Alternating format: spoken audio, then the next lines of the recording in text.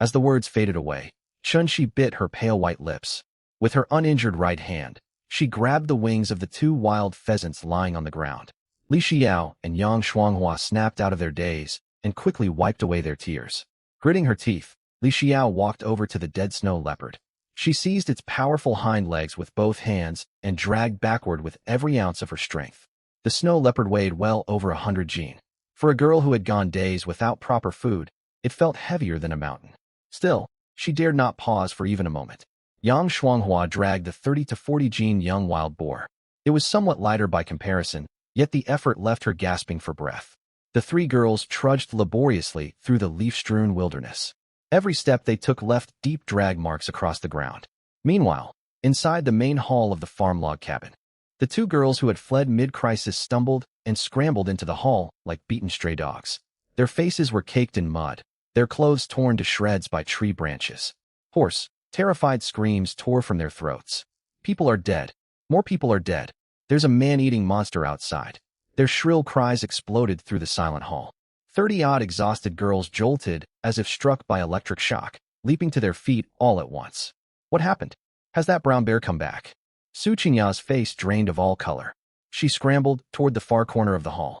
Lu Yunyan also paled. She hastily directed several other girls.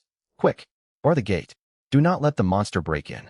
Everyone scrambled to pile broken tables and chairs against the already rickety wooden door. They huddled together, too frightened to even breathe loudly. A long while passed, yet no beast slammed against the door. Only then did Lu Yunyan summon up her courage. She stepped over to the two collapsed girls, her voice trembling as she pressed for an explanation. It wasn't a brown bear, it was a white leopard, a snow leopard. One of the girls sobbed uncontrollably, shaking like a leaf. It pounced down from a tree and bit Wang Hailey's throat clean through. Blood sprayed everywhere. Chun-Shi and the others must be dead too. Hearing that the threat was a snow leopard and that someone had been killed, despair settled even heavier over the hall. It's over. Wolves, brown bears, and now snow leopards roam this farm's surroundings. We've fallen straight into a den of monsters. Li Mingyao clutched at her hair in despair, tears streaming down her cheeks. Some of the kinder-hearted girls grew deeply worried for Chun-Shi and her companions. If Chun-Shi, their only capable fighter, was dead, they truly had no hope left out in this wilderness. Time slipped by amid panic and heavy silence.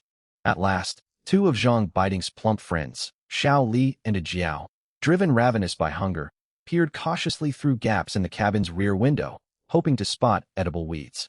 Xiao Li's eyes nearly bulged out of her head. Oh my God! Look! It's Sister Shi and the others, she cried out in disbelief. Jiao hurried over beside her, her voice shaking with excitement. It really is them. They're alive, and they're dragging huge prey. The starved girls inside the hall erupted into commotion. They swarmed toward the windows, squeezing to peer through the cracks. Out on the wasteland beyond the farm compound, Chun-Shi walked at the front, her face ashen, carrying two plump wild pheasants. Behind her, Li Xiao and Yang Shuanghua staggered forward, dragging the massive snow leopard and the young wild boar between them. Though the sight was gory, to these girls half crazed by starvation, it was the most welcome sight imaginable. Quick! Open the gate and help them, someone shouted. 30-plus girls found strength they had never known they possessed. They moved the barricades aside and poured out of the hall like a tide. Sister Shi, you're incredible. Look at this huge leopard and the boar. We have meat to eat. Overjoyed, the girls rushed forward, relieved Li Xiao and Yang Shuanghua of their burdens. Working together, they hauled the snow leopard and young boar back into the log cabin hall. At the sight of the blood-soaked meat lying on the floor, every girl's mouth watered. Greedy, wolf-like glints shone in their eyes. Chun-Shi leaned weakly against an octagonal table. Though the bleeding on her injured left arm had stopped, searing pain kept cold sweat rolling down her skin. Just as everyone gathered around the prey, discussing how to start a fire for roasting, Su Qingya and Li Mingyao, who had hidden in the corner, saw the danger was past. Their obnoxious attitudes resurfaced. Su Qingya smoothed her disheveled hair, cleared her throat, and strode haughtily over to the carcasses. Chun-Shi, you did well this time. You lived up to the group's expectations. She struck the pose of a leader, her tone patronizing. But since this game was brought back to the farm, it belongs to everyone. I will oversee its distribution. She turned toward her most loyal follower. Mingyao cut off that snow leopard haunch and the fattest cuts of boar meat. As the group's strategic thinker, I expend great mental energy planning our survival, so I deserve the best nourishment. Teacher Lu should also receive a prime portion. Li Mingyao nodded obsequiously. She produced a sharp shard of rock and stepped forward to carve the meat. These shameless words stunned the girls who had been celebrating moments before. Yet intimidated by Su Qingya's usual influence, and with Lu Yunyan offering silent approval, no one dared to speak against her. But beside the table, rage welled uncontrollably within Chen Shi. She thought of her torn left arm, injured protecting these people. She thought of her classmate who had died out in the wild. She looked at the two parasites who had risked nothing, and her last thread of self-restraint snapped. Who do you think you are to lay claim to this meat? Chen Shi let out a snarl like a wild beast. She forced herself upright despite her throbbing arm and marched straight towards Su Qingya. Without another word, she swung her good right hand, and a heavy slap cracked across Su Qingya's already swollen cheek. Crack! Caught completely off guard, Su Qingya spun 2.5 full circles from the blow before crashing face first onto the muddy floor. How dare you hit me? Su Qingya clutched her stinging, bloodied cheek, screaming in shock. Li Mingyao stepped forward to defend her, but Chen Shi delivered another resounding slap across her face. Crack! Li Mingyao also tumbled to the ground, seeing stars. You shameless pair. Chen Shi's eyes blazed. One of our classmates died out there. We nearly lost our lives bringing this food back. You hid safe indoors, and now you have the gall to seize the choicest meat. The ferocity forged by her brush with death made Lu Yunyan shrink backward, pale and speechless. Seeing Chen Shi snap, Li Xiao and Yang Shuanghua stopped holding back too.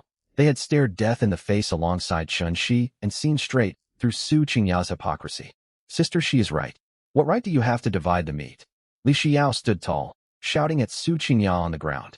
While we fought the snow leopard outside, where were you? Now that the prey is here, you want to play leader. It's shameless. Yang Shuanghua pushed up her glasses, cold contempt on her face. Strategic core? All you know is moral manipulation and stealing supplies. From now on, whoever hunts the game gets to decide how it is used. Anyone else who tries to seize resources through status will be driven out of the farm. Backed by Chen Shi's imposing presence and the other two girls' accusations, public sentiment in the hall shifted entirely. Those who had sat on the fence now sided with Chen Shi, staring at Su Qingya and Li Mingyao with anger and disdain. Su Qingya and Li Mingyao lay in the cold mire.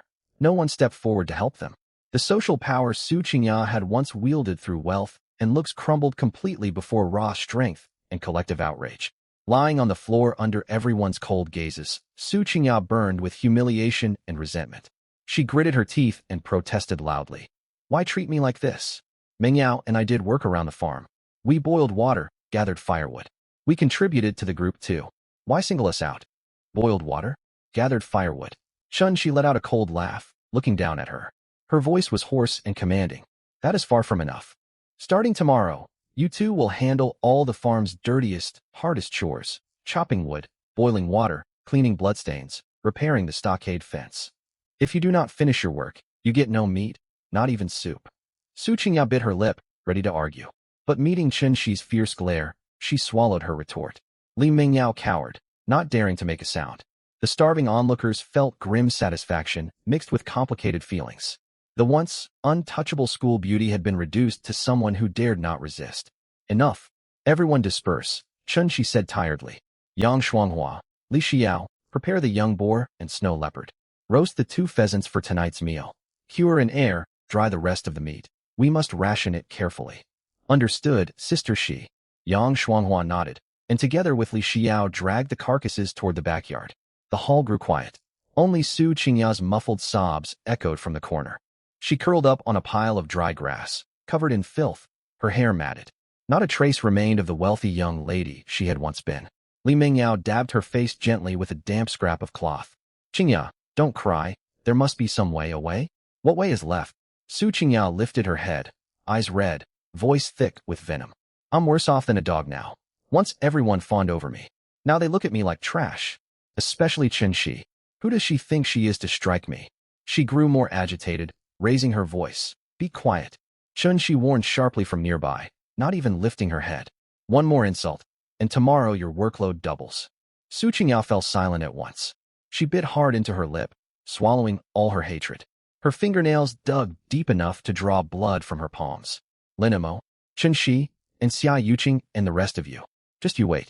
As long as I live, I will make you pay 100-fold for this.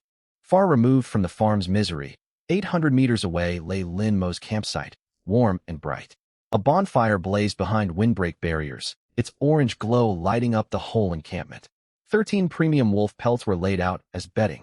Leaning against the wall, Lin Mo half closed his eyes, unwinding after the long, taxing day. Xia Yuqing lay beside him, tracing gently over his scabbed wounds with her fingertips. Lin Mo, does your injury still hurt? Over these past few days, the girls had grown comfortable addressing him intimately. Given his capability and decisive conduct, the nickname suited him well. It's fine, Lin Mo said, squeezing her shoulder. You have seen how potent high-grade golden sur ointment is. It healed Zhang Yao's severe wounds in a single day. These are only superficial scrapes. Xia Yuqing relaxed and rested her head against his chest, reassured by his steady heartbeat. Further back on the bedding, Lu Jia and Zhang Yao tidied up the campsite. Lin Mo, what are our plans for tomorrow? Lu Jia asked as she arranged the wolf furs.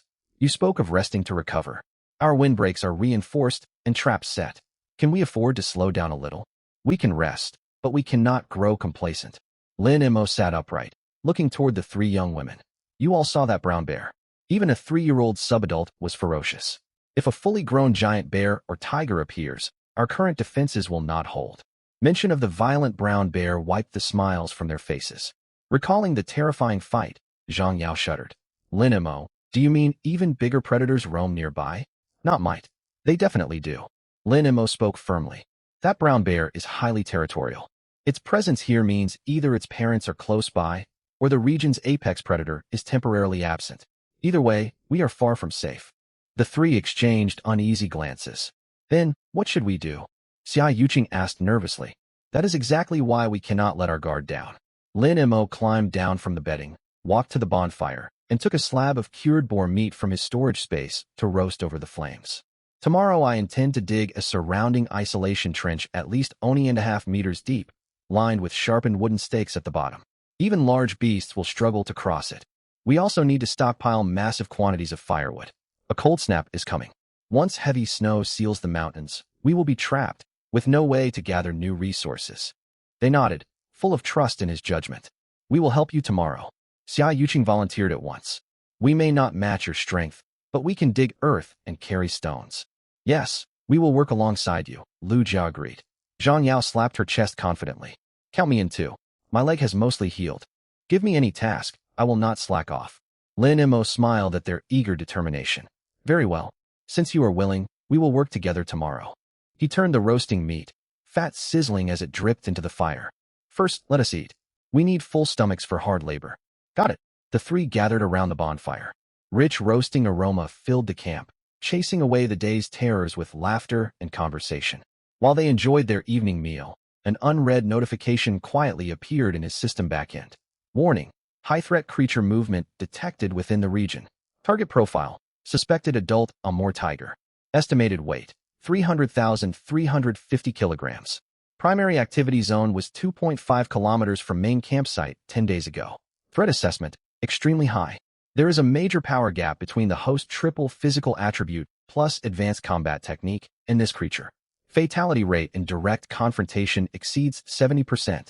Recommendation. Complete level 3 camp construction as soon as possible to unlock advanced fortifications and weapon blueprints. Countdown, 7 days. No alert chime sounded. The warning simply sat unread in the message log. Lin Mo was busy portioning meat for the girls and noticed nothing of the deadly notice.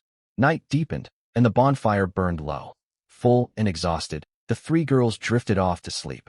Lin Mo stayed awake.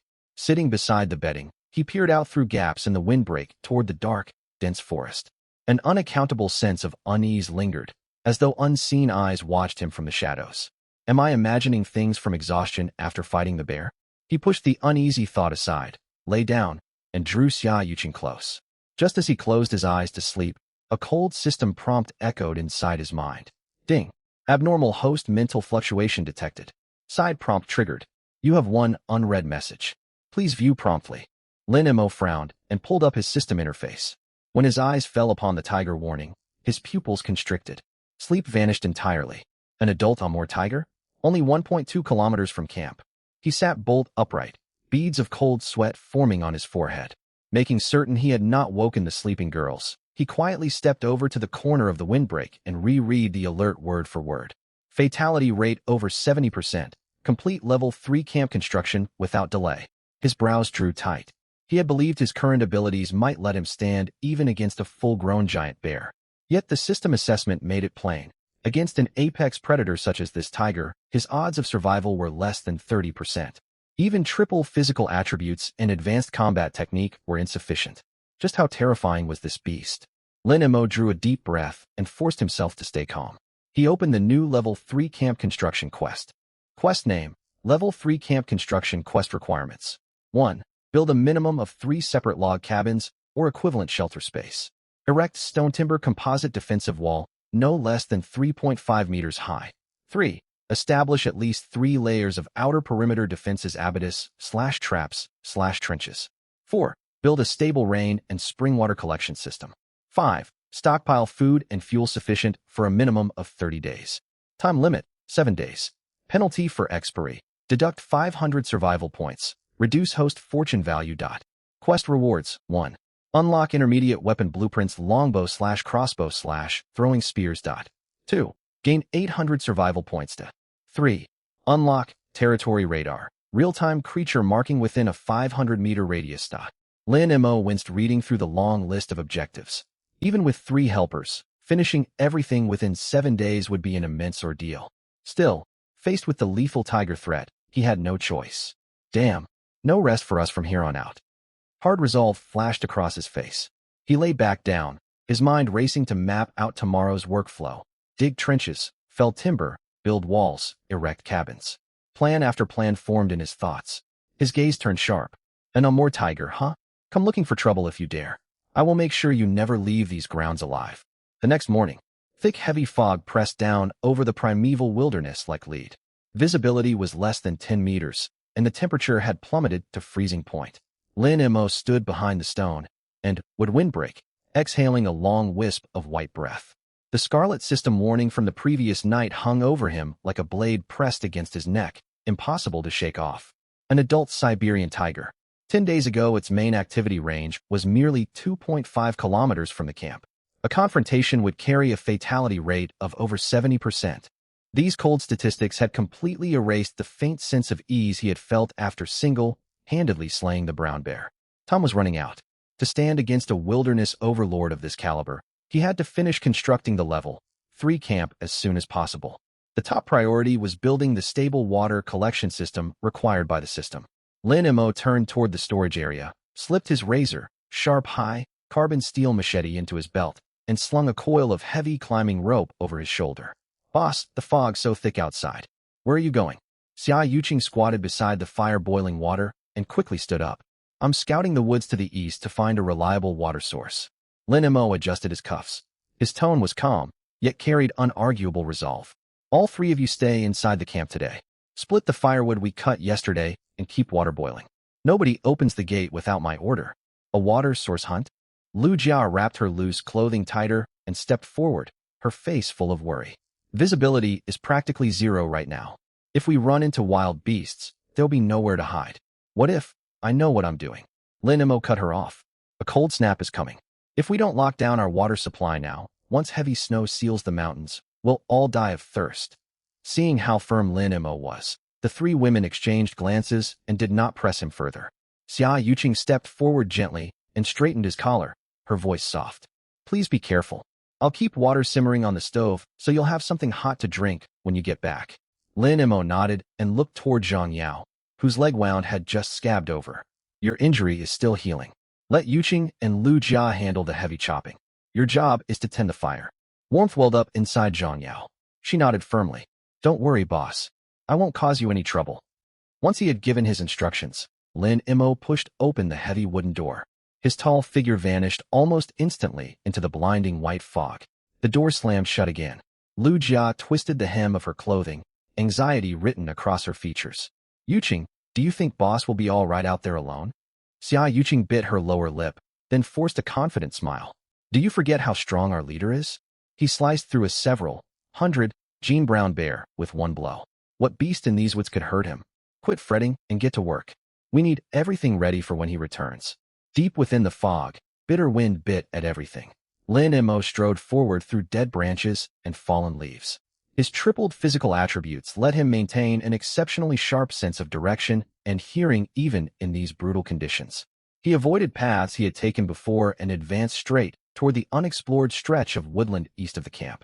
The forest here grew far denser than around the camp. Thick moss and ferns carpeted the ground. Every step sank into soft vegetation, and faint gurgling sounds rose from beneath his feet. The humidity is off. Water has to be nearby. Lin Mo knelt, grabbed a handful of soil, and sniffed it. Fine, textured and rich with humus. This earth formed only where running water had flowed for a long time. He quickened his pace at once. 70-odd meters onward, faint gurgling broke the silence ahead. Lin Mo's spirits lifted. He brushed aside tangled brush, and the scene opened up before him. Beneath a steep rock face, clear mountain spring water bubbled steadily out from fissures in the stone. Though the volume was modest, the flow was constant. It wound away along a natural gully. The spring water was crystal clear. Smooth pebbles lined the bottom, and finger-length small fish darted among water weeds. I found it. Lin Mo stepped forward, cupped his hands, and drank from the spring. Ice cold sweet. No muddy aftertaste at all. The water was perfectly smooth, tasting top-grade drinking water. He stood and followed the stream downstream to survey the land. The creek descended roughly 100 meters along the slope and emptied into a fog-shrouded, dark pool. The pool spanned 40 to 50 square meters. Thick water plants grew all around its edges, and its green, black depths looked bottomless. Lin Mo picked up a fist-sized rock and tossed it in. Glug! Ripples spread outward. Several seconds passed before the stone sank out of sight, at least 3 meters deep. Perfect for a backup reservoir. Lin Mo rapidly mapped the terrain in his mind, his eyes shining. Open, air water sources carried risks of parasites if drunk directly, but with the system, that was hardly a problem. More importantly, seeing the clear elevation drop between the spring and the pool, a bold new plan flashed through his mind. If I harness this height difference, I could build a water wheel to drive a simple generator. Precision-engineered equipment was out of reach, but wooden rotors, belt drives, magnets, and coils could produce stable low-voltage direct current. It would not run heavy appliances, yet it would easily supply lighting and small heating devices for the camp. Pair that with a wood-fired steam engine to power a sawmill and water pump. Lin Mo grew more excited as he thought it through, staring intently at the pool. The level 3 camp quest only required log cabins and defensive walls. That was thinking far too small. He intended to turn this place into a modern-style electrified fortress deep in the wilderness. Let the survivors back at the farm tear each other apart over tainted muddy water. They would witness what real overmatch looked like. He tamped down his soaring ambition, memorized every detail of the landscape, and headed back along his original route. His water, source, and power generation blueprint was complete. Once he bought the necessary components from the system blueprint shop tonight, construction could begin. By the time he reached camp, most of the fog had lifted. As soon as he pushed the door open, he saw Xia Yuqing and Lu Jia vigorously chopping red pine. Sweat beaded on their foreheads. Their movements were clumsy, yet they worked with great drive. Zhang Yao sat by the fire, watching pots of water come to a simmer. Relief washed over the 3 women the moment they saw Lin Mo return safely. They hurried over together. "Boss, did you find water?" Xia Yuqing handed him a bowl of warm water. Lin Mo drained the bowl in one gulp and nodded. A live mountain spring 100 meters east. Excellent, quality water feeding into a deep pool downstream. We won't have to worry about water anymore. That's wonderful. Joy flooded over them. In this merciless wilderness, clean water was more precious than life itself. And that water source has far more potential. Lin Mo set down the bowl, a determined smile tugging at his lips. Potential? What else can we do with it? Lu Jia blinked in curiosity. I plan to build a water wheel generator using the drop in elevation. Lin Mo spoke calmly, yet resolutely. Add a wood-burning steam engine and fireplace heating. We'll have electric light, and winter will feel like spring inside these walls. A generator? Xia Yuqing's mouth fell open in shock, her eyes wide. Boss, are you serious? Out here in the middle of nowhere, we can actually have electricity. Nothing is impossible with me. Lin Mo gave a cold smirk. Given enough supplies, lighting is only the start. Someday we could even watch movies right here in camp. Watch movies? At those words, Lu Jia's eyes lit up. Really? We could watch movies? Xia Yuqing slapped her thigh all of a sudden, voice trembling with excitement. Oh my goodness. I nearly forgot something. What is it? Our tablets and phones. Xia Yuqing grabbed Lin Mo's arm, overjoyed. When Yao Yao and I fled the farm, we left our tablets and phones at the bottom of our suitcases back in the cabin. Hundreds of films and TV shows, thousands of songs, all playable offline. Zhang Yao snapped to realization, her cheeks flushing. Right? My tablet has lots of newly updated variety shows stored on it, though the batteries are long dead. I'll handle the power problem. Lin Mo's eyes lit up. This was an unexpected windfall. To pass the nights in this deadly wilderness, being able to watch films would be a huge boost to morale. Are you sure Su Qingya and her group didn't take them? Lin Mo asked. Absolutely sure. They were too busy grabbing food to rummage through our luggage, Xia Yuqing said with certainty. Good. Lin Mo made his decision. Once I finish digging the defensive trench and the camp is fully secure, I'll take you back to the farm to retrieve your belongings. Hooray for boss. The three women nearly jumped for joy, already daydreaming about retrieving cosmetics and thick warm clothing. Seeing their elation, Lin Mo kept his expression composed, while another grand scheme unfolded in his mind. 5 unused loyalty contract cards lay inside his system storage. Chen Shi, the sharp, featured, capable woman from the farm, was skilled and ruthless, a perfect candidate for a guard and laborer. Surviving these tiger-infested woods would demand more than just the three women's help. But someone as proud as Chun Shi will never submit until she is cornered. A cold, calculating glint flashed across Lin Mo's eyes. This trip to the farm to fetch the devices would double as a reconnaissance mission. Anyone with usable value, Chen Shi, Li Xiao, Yang Shuanghua, he would bring them under his control. Pulling his thoughts back, Lin Mo clapped his hands to break their daydreams. Enough celebration. Work still waits. Reinforce the windbreak. The three women nodded eagerly. Their motivation doubled and threw themselves back into labor. Lin Mo walked to a corner, picked up rough straw paper and a charred stick of charcoal, and focused on sketching out his ambitious blueprint for the water-wheel power generation system. Night fell. Frigid winds howled outside. Inside the windbreak, the campfire blazed bright, painting the log cabin red. Xia Yuqing, Lu Jia, and Zhang Yao lay fast asleep on the large bed covered with 13 complete high-quality wolf pelts. Their chests rose and fell gently as they slept. Lin Mo leaned against the headboard, half-lidded eyes, and directed his consciousness toward his system interface. 5 glowing golden cards floated silently within the system warehouse. These were the 5 reward loyalty contract cards. Each was etched with intricate ancient runes, radiating mysterious, imposing energy. Loyalty contracts. Lin Mo mentally read the supplementary notes on the system panel. Unlike the first 3 contracts that had bonded naturally, these 5 carried stricter requirements. The target had to offer genuine, willing submission on a soul level, or surrender voluntarily out of utter despair for deep binding to take effect. Once bound, the target would be 100% loyal to the host, never betray.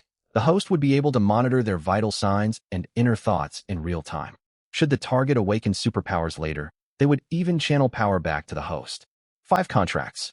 I cannot waste them on worthless people. Lin Mo narrowed his eyes. He mentally went through the list of remaining women at the farm like a precision computer, filtering through candidates. Su Qingya's faction was ruled out first. Though attractive, Su Qingya was fundamentally selfish and malicious.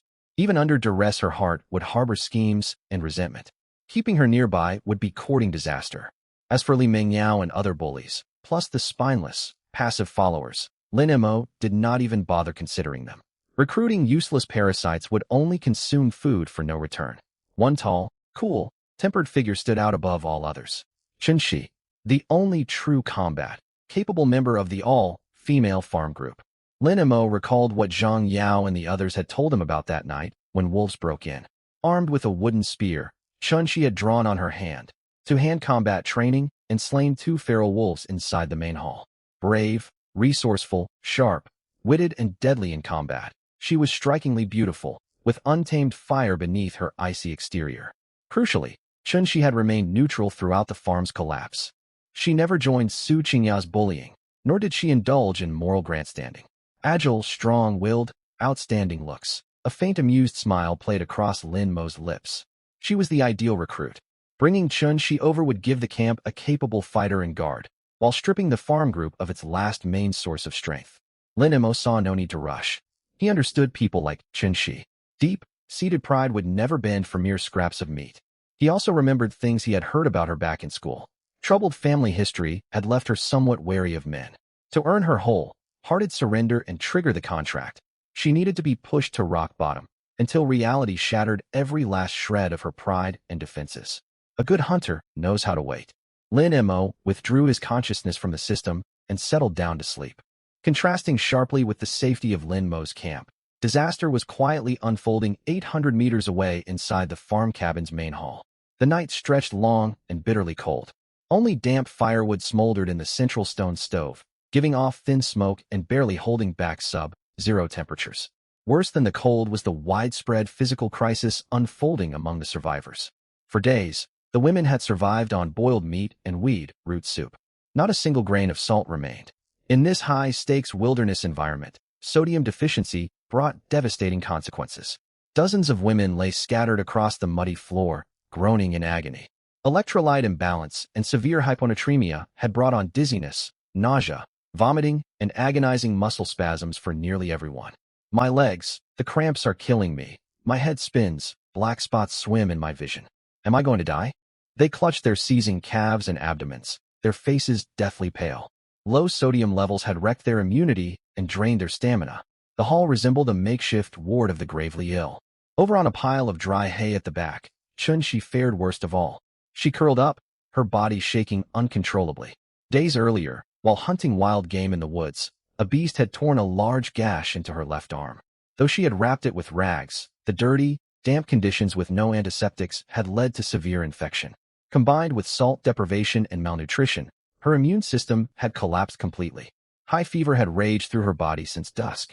Her temperature spiked to 39 degrees Celsius.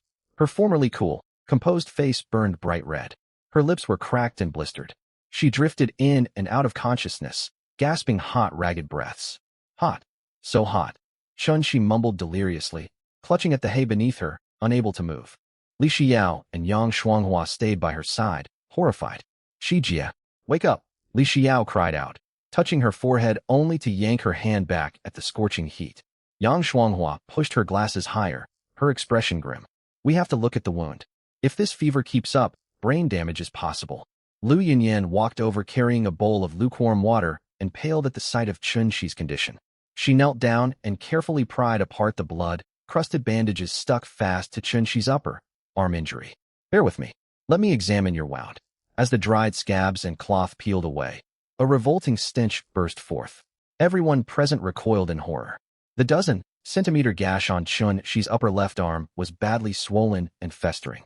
Muscle tissue had turned a sick black, purple. Thick yellow, green pus oozed steadily from the wound, filling the air with a putrid reek.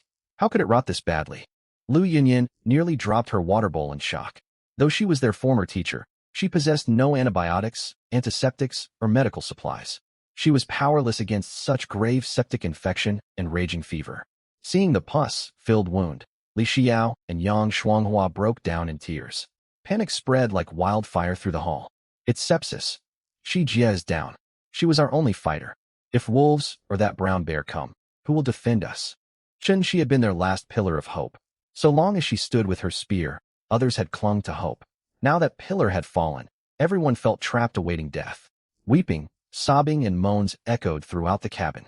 In a far corner of the hall, Su Qingya huddled under a tattered blanket. Her face still bore faint marks from earlier blows.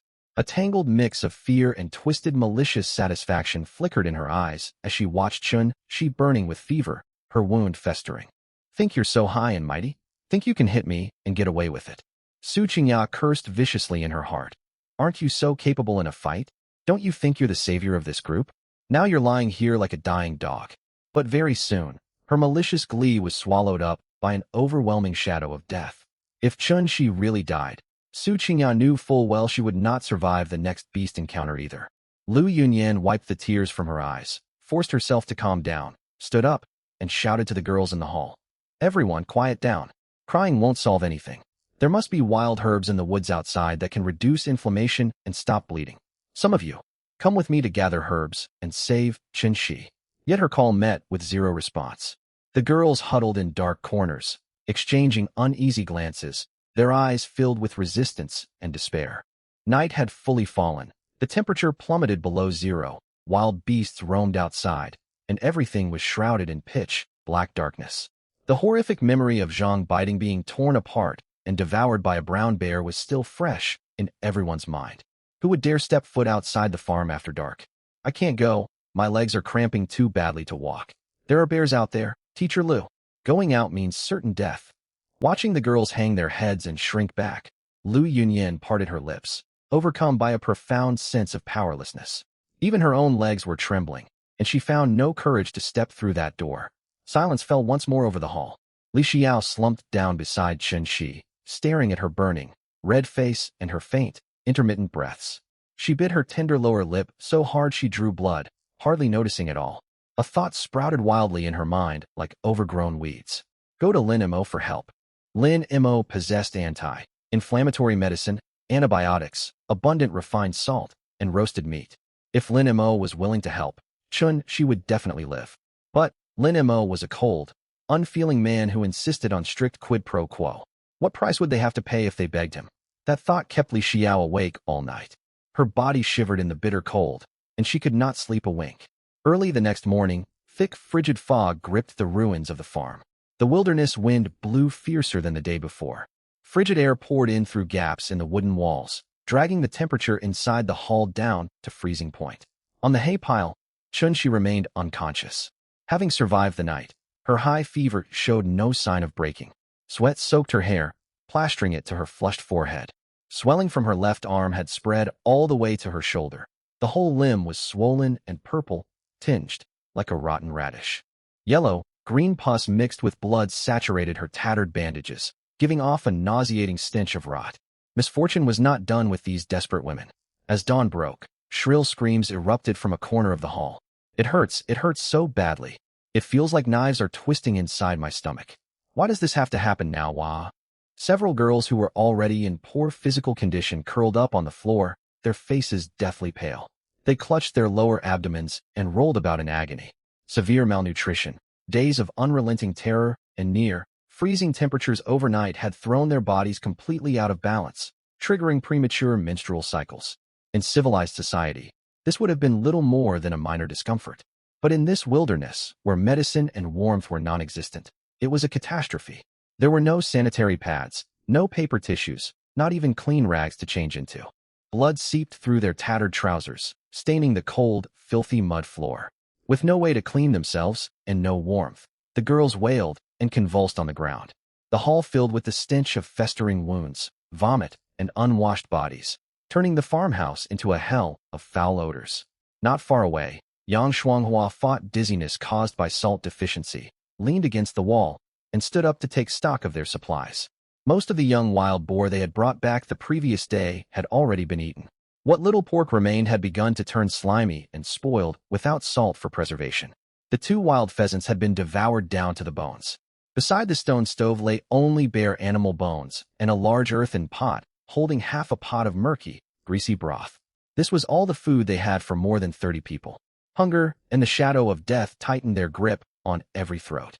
Under this crushing pressure, the already fragile order finally collapsed entirely. Why does your bone still have meat on it? Give it to me. A girl driven half mad by hunger suddenly flew into a rage, pointing at the bone in another girl's hand and shrieking. I grabbed this myself. Why should I give it to you? The other girl hugged the bone tightly and bit down hard. Hand it over. The 2 began to grapple like feral animals, pulling each other's hair, slapping faces, and scratching wildly with their nails. This ignited the powder keg. More girls, eyes bloodshot, joined the scramble. Some secretly stuffed small bone fragments from the bottom of the pot into their pockets, clutching them tightly. Stop fighting. That belongs to all of us. Lu Yunyan tried to assert her authority as their teacher, but her weak voice was drowned out by hysterical screams. No one paid her the slightest attention. Faced with the instinct to survive, the hollow dignity of a teacher meant nothing. Su Qingyao watched coldly from the sidelines. She huddled beside a wardrobe, clutching a dry, broken branch tightly in her hands, behaving like a wild animal guarding its food. She would swing and strike without hesitation if anyone drew near her space, consumed by frantic self-preservation. The hall descended into total chaos. Weeping, shouting, and the sound of blows filled the air. At the height of the turmoil, Wang Fong, a usually quiet girl who rarely spoke up, abruptly stood up beside Chen Shi. She glanced at the dying Chen Shi, then at her classmates tearing at one another. Despair pent up deep inside her erupted like a volcano. Everyone, stop arguing. Wang Feng's shout reverberated through the wooden house. The fighting ceased instantly. Dozens of bloodshot eyes turned toward her. Wang Feng wiped tears roughly from her face, took a deep breath, and pointed toward the door. We cannot just wait here to die. Chun-Shi is burning to death. We have no food and no salt left. We should carry Chun-Shi and ask Lin Mo for help. Lin Mo has anti-inflammatory medicine, roasted meat, and salt. If we ask him, Chun-Shi can live. We all can live. Her words brought the noisy hall to an abrupt, deathly hush. Go beg Lin Mo. To most of the girls present, the suggestion struck like a bolt from the blue. Before anyone could collect their thoughts, Li Mingyao, huddled in the corner, reacted as if she had been stepped on. She jumped up screaming, Wang Feng, have you lost your mind? You want us to go to that terrible man? Li Mingyao stood disheveled, her shrill voice cutting through the air. Don't you know what Lin Mo is like? He is a ruthless devil, a violent brute. He broke Zhang Biting's arm with his bare hands. If you go there, you will get no medicine. You will only suffer at his hands. Going there is suicide. Li Mingyao ranted hysterically, using Lin Mo's cruelty to terrify everyone. Faced with this outburst, the normally timid Wang Feng did not back down an inch. She stared hard at Li Mingyao, eyes red, and retorted, and what happens if we stay here? Wang Feng trembled all over, yet every word rang sharp and heavy. Staying inside this shack means we will die anyway. If Chun-Shi dies, who will fend off wild beasts when they break in? Can you fight off wolves or bears? We are out of salt and medicine. Tomorrow our food will run out. Here we will starve to death, sicken and die, or be torn apart by wild animals. Going to Lin Mo might end in death. Staying here guarantees death. Her relentless questions hammered at every heart, shattering the last shreds of their mental defenses. It was true. There was no hope left within the farm. Their strongest protector Chun-Shi had fallen. Holding on to foolish pride would only seal their fate. Many girls hung their heads, conflict and hesitation shining in their sunken eyes. Seeing their wavering, Su Qingya flew into a rage. Ignoring the bruises on her face, she limped forward and pointed at Wang Feng. Wang Feng, you traitor. Are you trying to get us all killed? Anyone who goes to Lin Mo is betraying our group. Wang Feng turned away, ignoring Su Qingya's raving. Lu Yunyan stood nearby, her lips parting and closing without producing a single word. Her gaze was overwhelmingly complicated. On the hay pile, fever-stricken unconscious Chun-Shi caught fragments of the argument about Lin Mo. Her cracked lips moved faintly. Through muddled consciousness, she forced out a whisper, Don't go to him.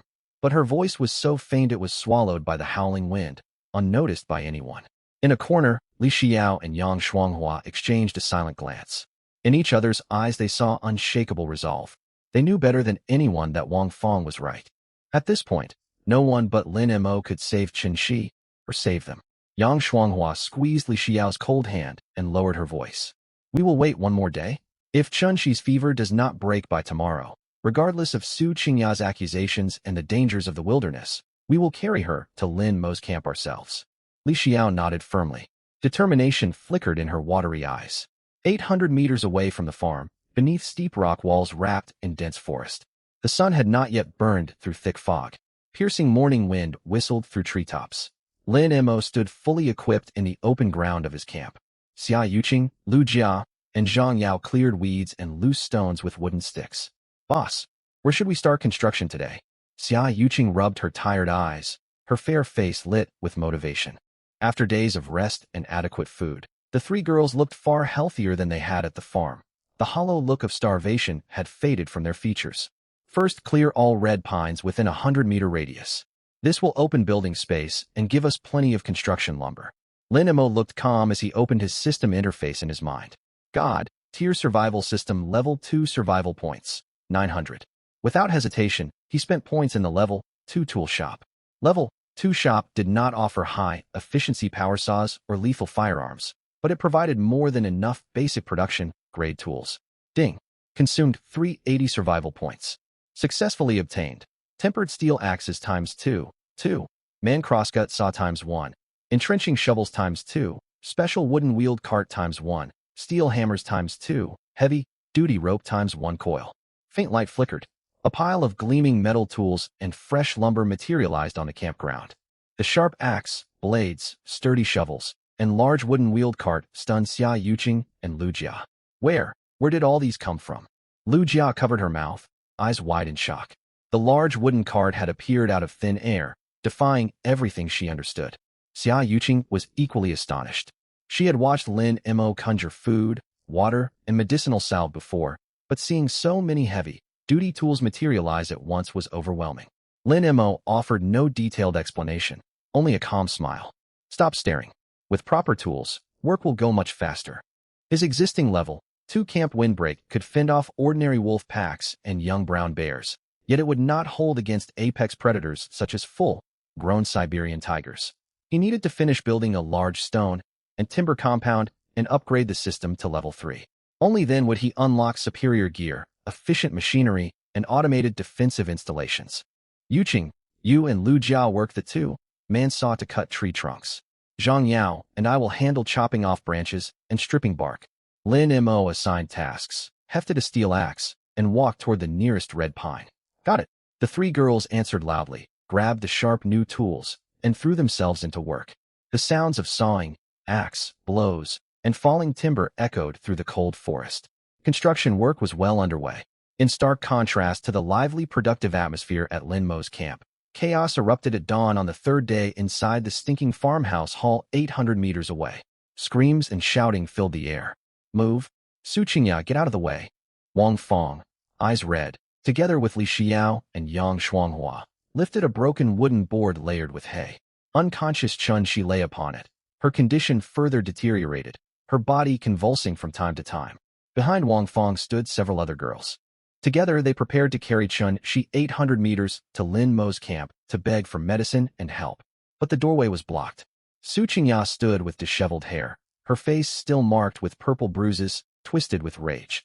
She spread her arms across the doorframe and shrieked hysterically. Nobody leaves. If anyone carries her out this door, you are making an enemy of me. You fools. Do you think Lin Mo is some kind of good person?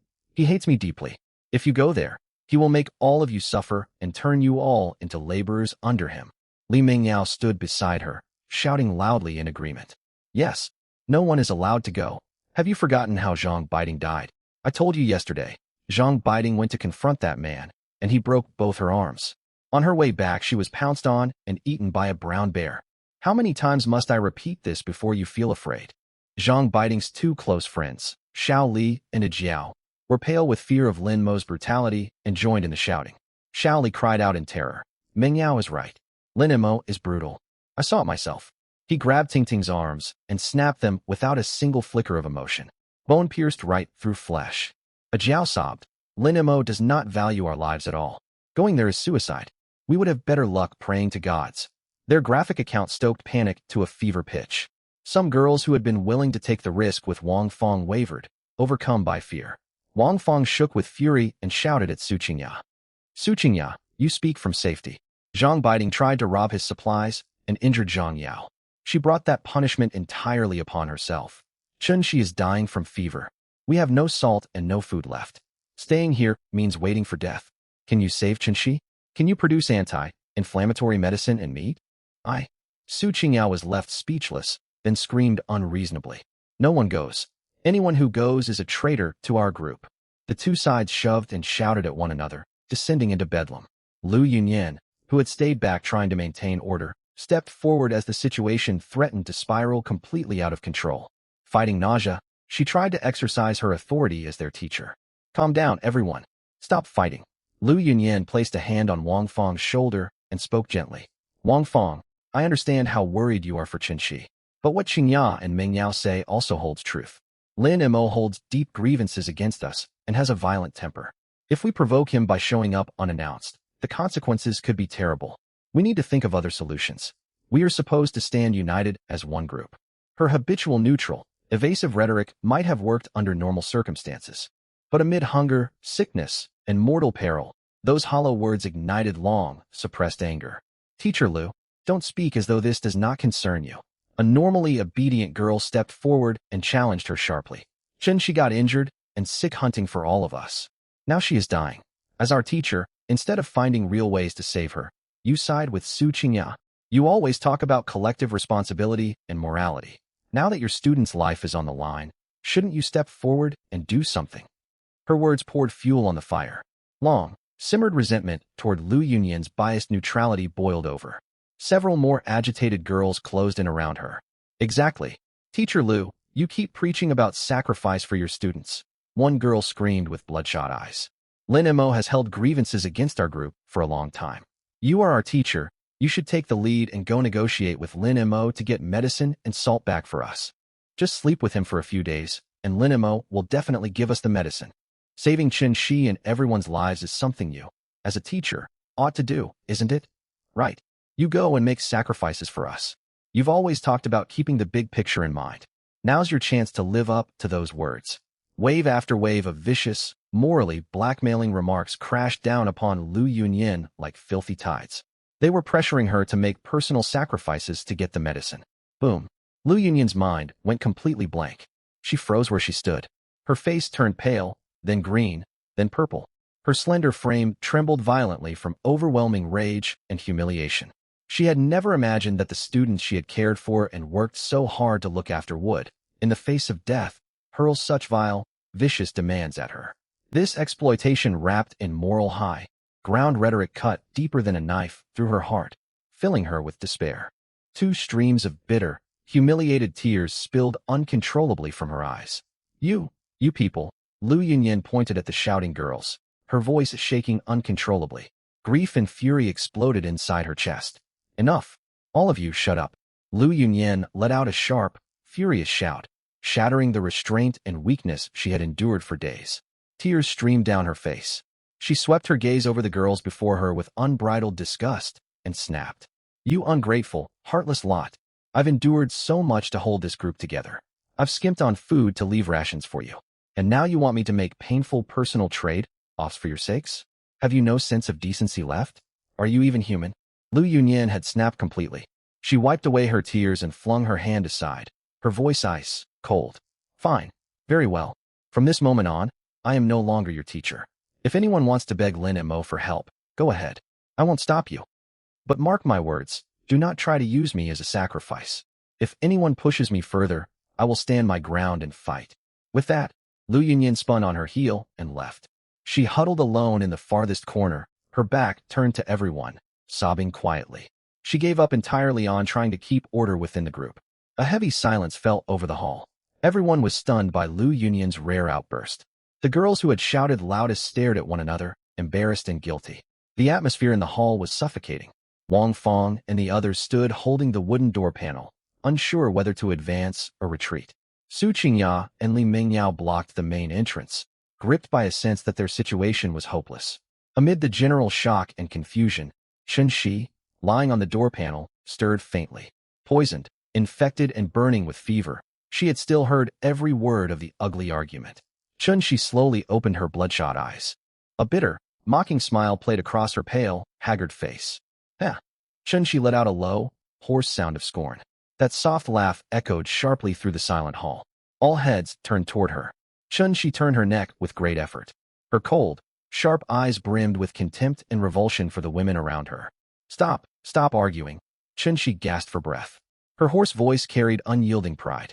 "I, Chen Shi, would rather die right here in this run-down cabin, my body rotting away, than accept any of you going to beg Lin Mo on my behalf, or making sacrifices for me. I do not want to owe any of you useless wretches a debt, not even in the afterlife." Having spoken those words, Chen Shi had exhausted her last shred of strength.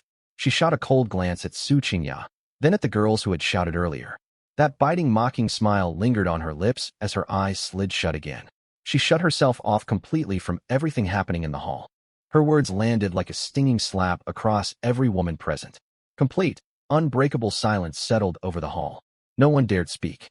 Wang Fong silently helped the others carry the door panel back to the corner. Li Xiao and Yang Shuanghua leaned against the wall. Watching Chen Shi, still wearing that bitter smile even in semi-consciousness, they lost the last of their illusions about their group. 2 o'clock in the afternoon. The last bowl of wolf bone soup, with only a few flecks of oil floating on top, had been finished by the more than 30 girls. The fire in the stone stove had died out, not even a wisp of smoke rising. Temperature inside the hall plummeted as the heat faded. 30-odd girls lay sprawled across the muddy floor. Gaunt and starved, they no longer had the strength even to quarrel. Several weaker girls showed severe signs of low blood sugar. Their lips were ashen, cold sweat soaked their bodies, and they could barely sit upright, only whimpering weakly on the ground. I can't go on. One girl mumbled weakly from the moldy hay pile, her voice barely audible. If I don't eat something, I won't survive tonight. Water, just give me some water. Another girl dragged herself toward the stove, only to find not a single drop left inside the earthen pot. Despair spread through the dim hall like a plague. Wang Fong leaned against the cold wall, staring blankly at the cracked ceiling. After a long moment, she spoke in a ragged voice. Is there still water in the backyard well? There is, but it's raw well water. Drinking it will almost certainly give us diarrhea. A girl nearby replied listlessly. Besides, water alone won't fill empty stomachs. Drinking gallons won't stop the hunger. Then we go find food. Wang Fong sat bolt upright, a desperate fierceness flashing in her eyes. There are roots and weeds out in the wasteland beyond the farm. We'll dig them up. Dig roots? Those things are rock hard. Can you even eat them? It's better than starving to death right here. Wang Fong pushed herself up against the wall and picked up a rusted shovel from the floor. She scanned the room. Who's coming with me? Dead silence answered her. The girls exchanged glances but shrank back, none daring to volunteer. The primeval forest outside held man-eating beasts. No one wanted to risk venturing out. I'll go. A tired voice cut through the quiet. All eyes turned toward Lu Yunyan, who pulled herself upright gripping a weathered wooden pillar. Traces of tears still streaked her face, her eyes puffy, yet her resolve was hardened. Teacher Lu, Wang Fong blinked in surprise. Don't call me teacher. Lu Yunyan waved her hand bitterly, her throat dry. In this hellish place, I am not a teacher. I am just another person fighting to stay alive. She walked unsteadily over to Wang Fong and took a second rusted shovel. Let's go. We still have a little daylight left. Dig whatever we can find. Seeing someone step forward, several girls who could bear the hunger no longer forced themselves to their feet and fell in behind Lu Yunyan. In the corner, Li Xiao and Yang Shuanghua exchanged a glance. They knew digging roots would not truly solve their crisis, yet staying cooped up inside the farm meant certain death.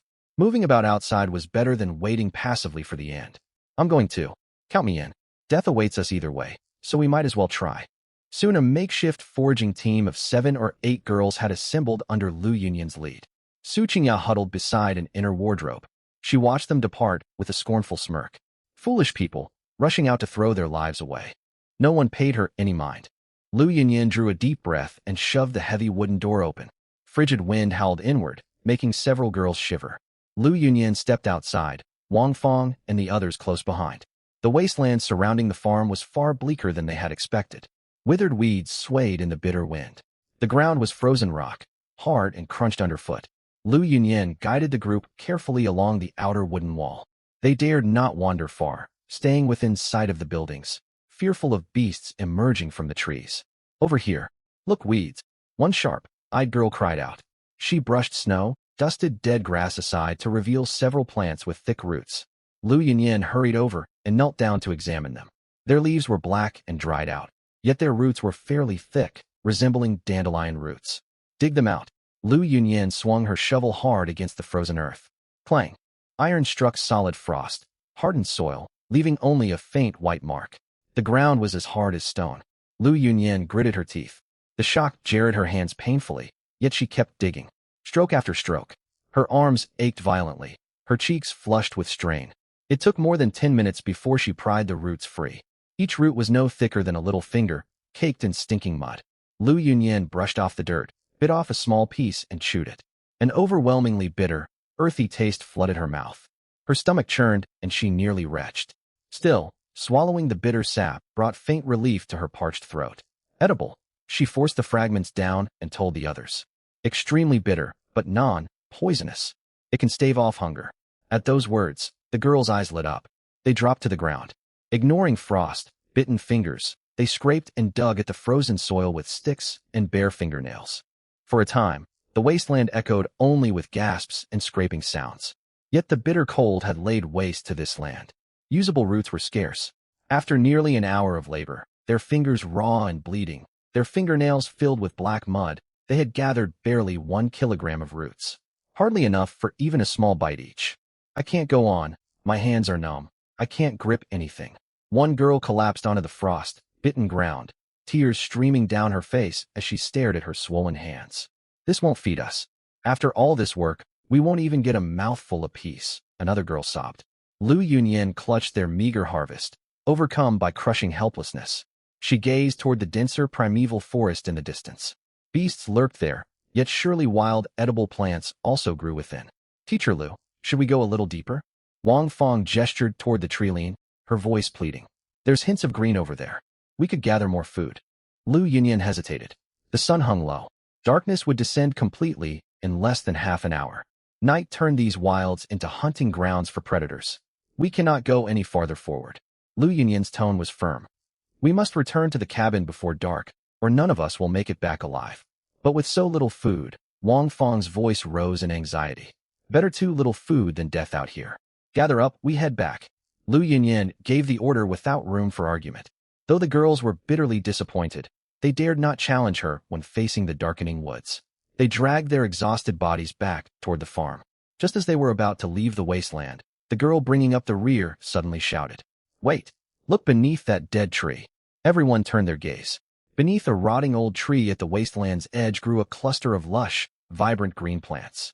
Against the surrounding brown dead landscape, that patch of green stood out jarringly, seeming fresh and inviting. Wild vegetables. They looked so tender. It has to be. Quick, dig them up for soup. Several girls rushed forward. Stop. Do not touch them. Lu Yunyan shouted sharply, her face draining of color. She sprinted to block their path and knelt for a careful inspection. The plants had eerily purplish, red stems, thick green leaves lined with fine sharp serrations, and gave off a nauseating strange odor.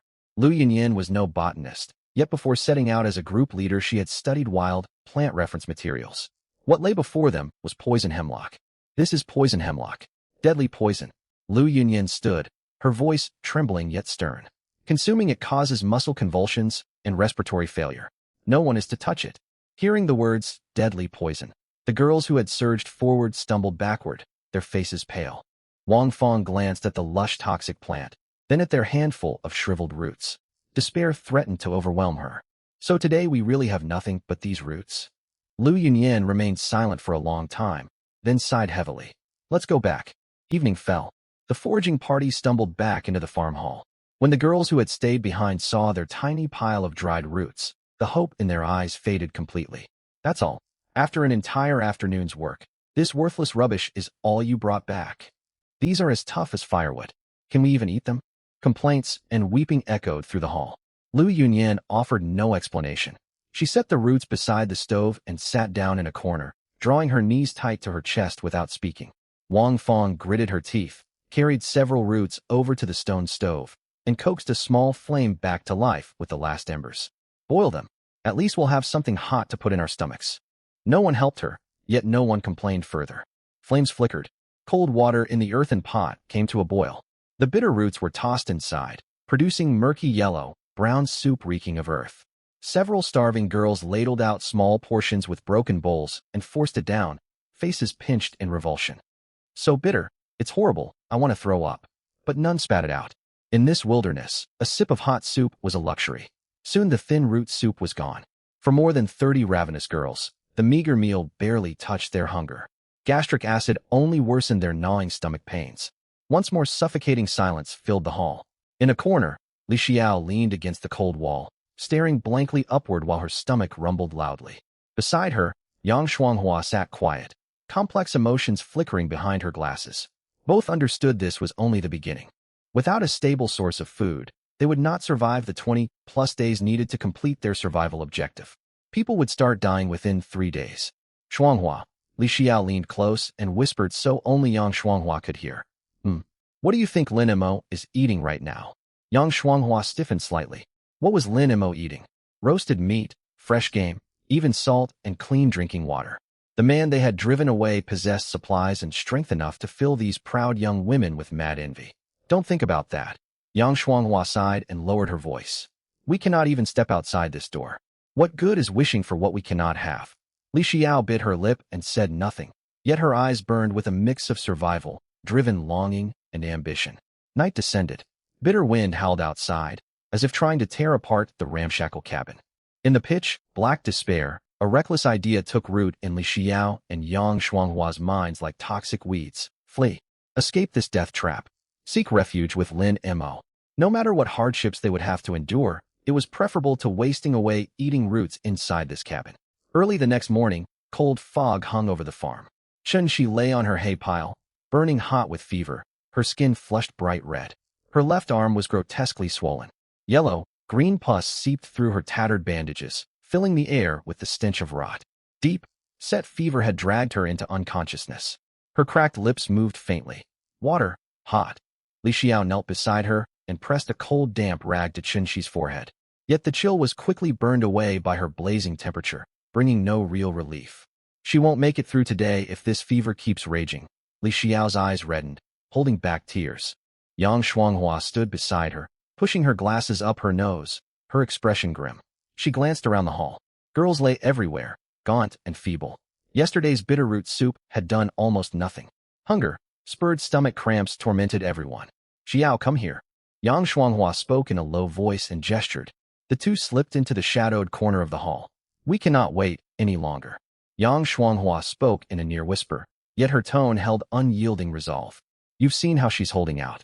If we keep waiting, she's going to die. Let's slip out while dawn has just broken and everyone's still asleep, and go find Lin Mo. If we can get some anti-inflammatory medicine, she might survive. Li Xiao bit her lip hard and nodded firmly. The two moved swiftly and quietly, gathering their only means of defense. What they called supplies amounted to no more than 2 sharpened wooden sticks, plus the last palm-sized chunk of rock-hard dried wild pork Li Xiao had hidden under her bedding and saved up. Most of the girls in the great hall were still asleep. Days of hunger and terror had worn them completely ragged. Su Qingya huddled beside the innermost wardrobe, wrapped in a tattered stolen blanket, breathing in soft snores. Li Mingyao leaned against her legs, sleeping soundly. Let's go. Yang Shuanghua gestured. Bending low, they carefully picked their way around the bodies strewn across the floor until they reached the rickety wooden door. The heavy wooden bar used to block the door would make noise if shifted. Taking a deep breath, Yang Shuanghua braced both hands beneath it and lifted it little by little. Wood grated against its iron slot, letting out an almost imperceptible creak. Li Xiao's heart raced in her throat. She kept a tight watch on their rear, terrified someone would wake up. Luckily, the starving girls slept too deeply to notice anything amiss. A crack opened in the door, and cold, damp morning wind rushed inside. They squeezed sideways through the gap, gently pulled the door shut behind them, propped the bar loosely on the outside, then darted straight into the blank white fog. The wilderness was swallowed by extraordinarily thick mist. Visibility stretched no further than 10 meters. Everything faded into milky white, and frost-hardened earth crunched under their boots. Shrubs loomed and twisted in the haze, looking like beasts poised to pounce. Sweat soaked Li Xiao's palms as she gripped her wooden stick tightly. Shuanghua, are we heading the right way? Yes. Head east through the woods. Lin Mo's camp is roughly 800 meters from here. Yang Shuanghua urged her in a low voice. Hurry. No delays. They stumbled forward through the fog. They had traveled barely 400 meters when violent rustling burst forth from the bushes ahead. The sound was heavy and chaotic, drawing rapidly toward them. Both froze on the spot, their faces draining of color. Roar! A deep, bestial snarl tore through the fog, echoing out not far away. The roar carried overwhelming menace, shaking dead leaves loose from the trees. It's a bear. That's the brown bear that killed Zhang Biting. Li Xiao's eyes widened. Horrible images flashed through her mind. Zhang Biting's crushed skull, her body torn apart and eaten. Her knees buckled, and she nearly collapsed. Run! Get back! Yang Shuanghua lost all composure. Thoughts of begging for medicine and saving Chun-Shi vanished in the face of mortal danger. She grabbed Li Xiao by the wrist and sprinted madly back toward the farm ruins.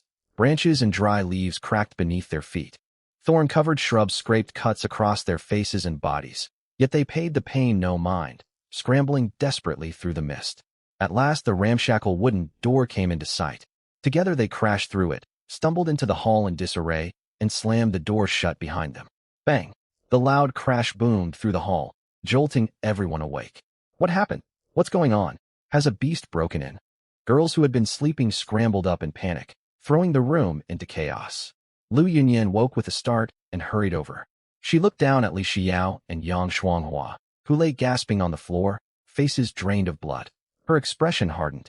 Where on earth have you two been at this early hour? The bear, there is a bear outside. Li Xiao trembled all over, her speech stammering. It was in the woods, roaring so loud, we barely made it back alive. You tried to sneak off to find Lin Mo, didn't you? Su Qingya stepped out from beside the wardrobe.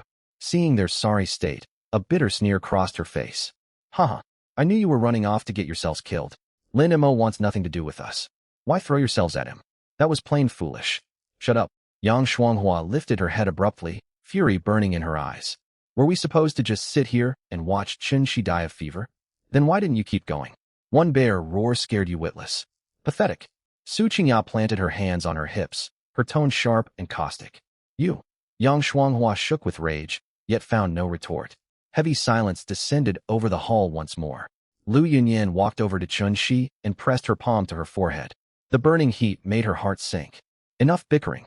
If her fever does not break, Chen Shi will not last through tonight. We must get the medicine today no matter what. Once the fog lifts, you two will go again. Li Xiao and Yang Shuanghua exchanged glances, deep despair in their eyes. That bear roar had shattered all their courage. 3 days earlier, at dawn, while Chen Shi's group had gone out hunting, 800 meters away at his camp, Lin Mo and his 3 companions, Xia Yuqing, Lu Jia, and Zhang Yao, were hard at work. Boss, is this Korean pine thick enough? Xia Yuqing and Lu Jia gripped a 2-person saw together, gasping for breath as they pointed toward a pine tree wide enough for 2 people to wrap their arms around. It will do. Lin Mo stepped forward to inspect it and nodded. The wood is solid, perfect for load-bearing pillars for our bunker. Cut it down. Got it. The 2 women got into position. The saw moved back and forth, its sharp teeth biting deep into the pine. Fresh wood shavings flew everywhere. Lin Mo picked up his fine steel axe and walked over to another pine. Drawing on his tripled physical enhancement, the muscles in his arms tensed. He swung the axe and brought it crashing down. Crack! The blade sank deep into the trunk as if cutting soft tofu, scattering wood chips. After only 5 or 6 powerful blows, the massive pine groaned, tilted slowly to one side, and thudded heavily to the ground, sending fallen leaves swirling into the air. It's down. You're amazing, boss. Zhang Yao clapped excitedly from nearby. Don't just stand there watching. Get to work. Lin Mo smiled. Strip off the branches, cut the trunk into 4-meter sections, and get them ready to haul back. Understood. The 3 women answered in unison and moved with smooth teamwork to process the timber. Throughout the whole morning, Lin Mo drew on his superhuman stamina to fell more than a dozen Korean pines. Neatly cut logs piled up beside the camp, and the air filled with the sharp, fresh scent of pine resin. Let's take a break and eat. Lin Mo pulled bottles of purified water and a large plate of sizzling roast wild pork out of his storage space and handed them to the 3 women. After such grueling labor, hot roasted meat and cool fresh water felt like a luxury in this harsh wilderness. They ate heartily, color returning to their cheeks. For the next 3 days, Lin Mo and the 3 women threw themselves fully into base construction. On the first day, they used pine logs and quarried granite to raise the bunker's main frame. Lin Mo applied skilled carpentry, locking beams together with mortisian joints, and stacked stone layers on the outside for thick defensive walls. On the second day, the main structure was finished. This stony wood bunker stood over 3 meters tall, with walls 40 centimeters thick. Its roof was layered with heavy planks and covered with earth for insulation, and several concealed firing slits had been carved into the walls. On the third day, Lin Mo dug a 2-meter wide, only and a half-meter deep moat around the bunker. Sharpened wooden stakes lined its bottom. Outside the moat, he set up 3 heavy pine abatis barriers. When the final abatis was hammered firmly into the frozen soil, a system notification echoed inside Lin Mo's mind. The instant Lin Mo lifted his fingers from the pine abatis driven into the frozen ground, brilliant golden light burst across his consciousness. Ding! Congratulations, host. Tier 3 Camp Core Defense System construction complete. Camp rating upgraded. Tier 3 Stonewood Composite Fortress. Calculating mission rewards. A virtual panel unfolded within his mind, streams of pale gold data scrolling past. Mission completion rating. S exceeded requirements. Base reward. Survival points plus 800. Bonus reward defense facilities exceed standards by 120%. Survival points plus 200. Additional reward stable water source system operational. Survival points plus 150. Additional reward fuel reserves meet requirements. Survival points plus 100. Additional reward 3 fully loyal followers. Survival points plus 250. Current survival point balance 1500. 1,500 survival points. In this wilderness where people could freeze or starve to death, this substantial sum was more than enough to greatly upgrade the camp. Lin Mo felt far more confident. Before he could tally the numbers, more system alerts followed.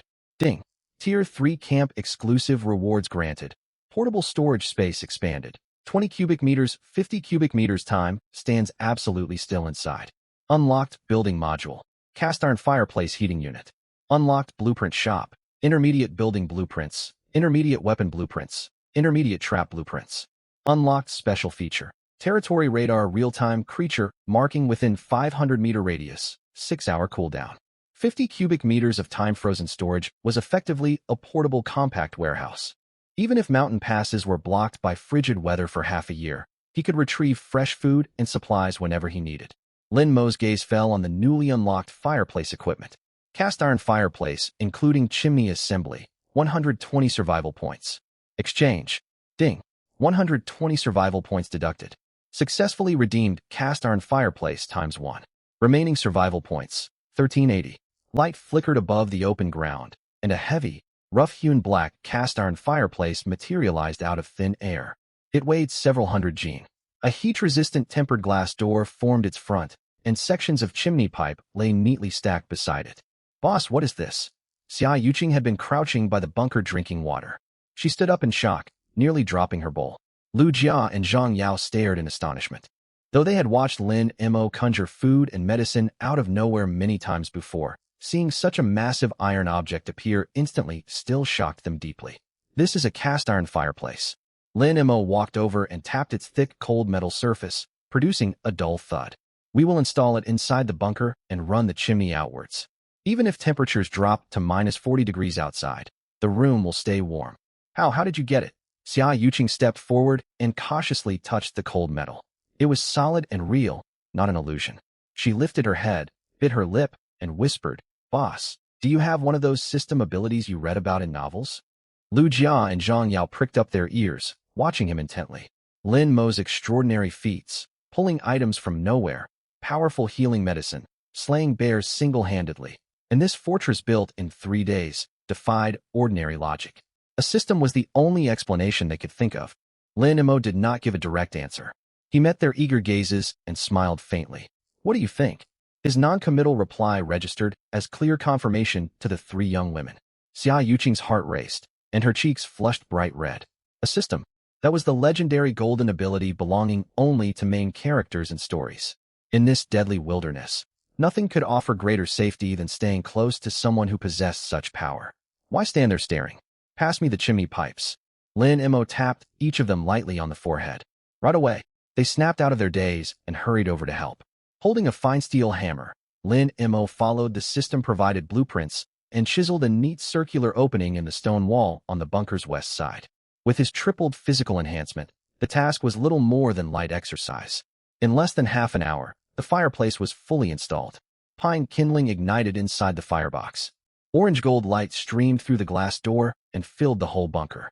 Smoke curled upward from the chimney, and the temperature indoors rose visibly. It's so warm. Xia Yuqing leaned close to the fireplace, bathing in its heat. Her eyes stung with emotion.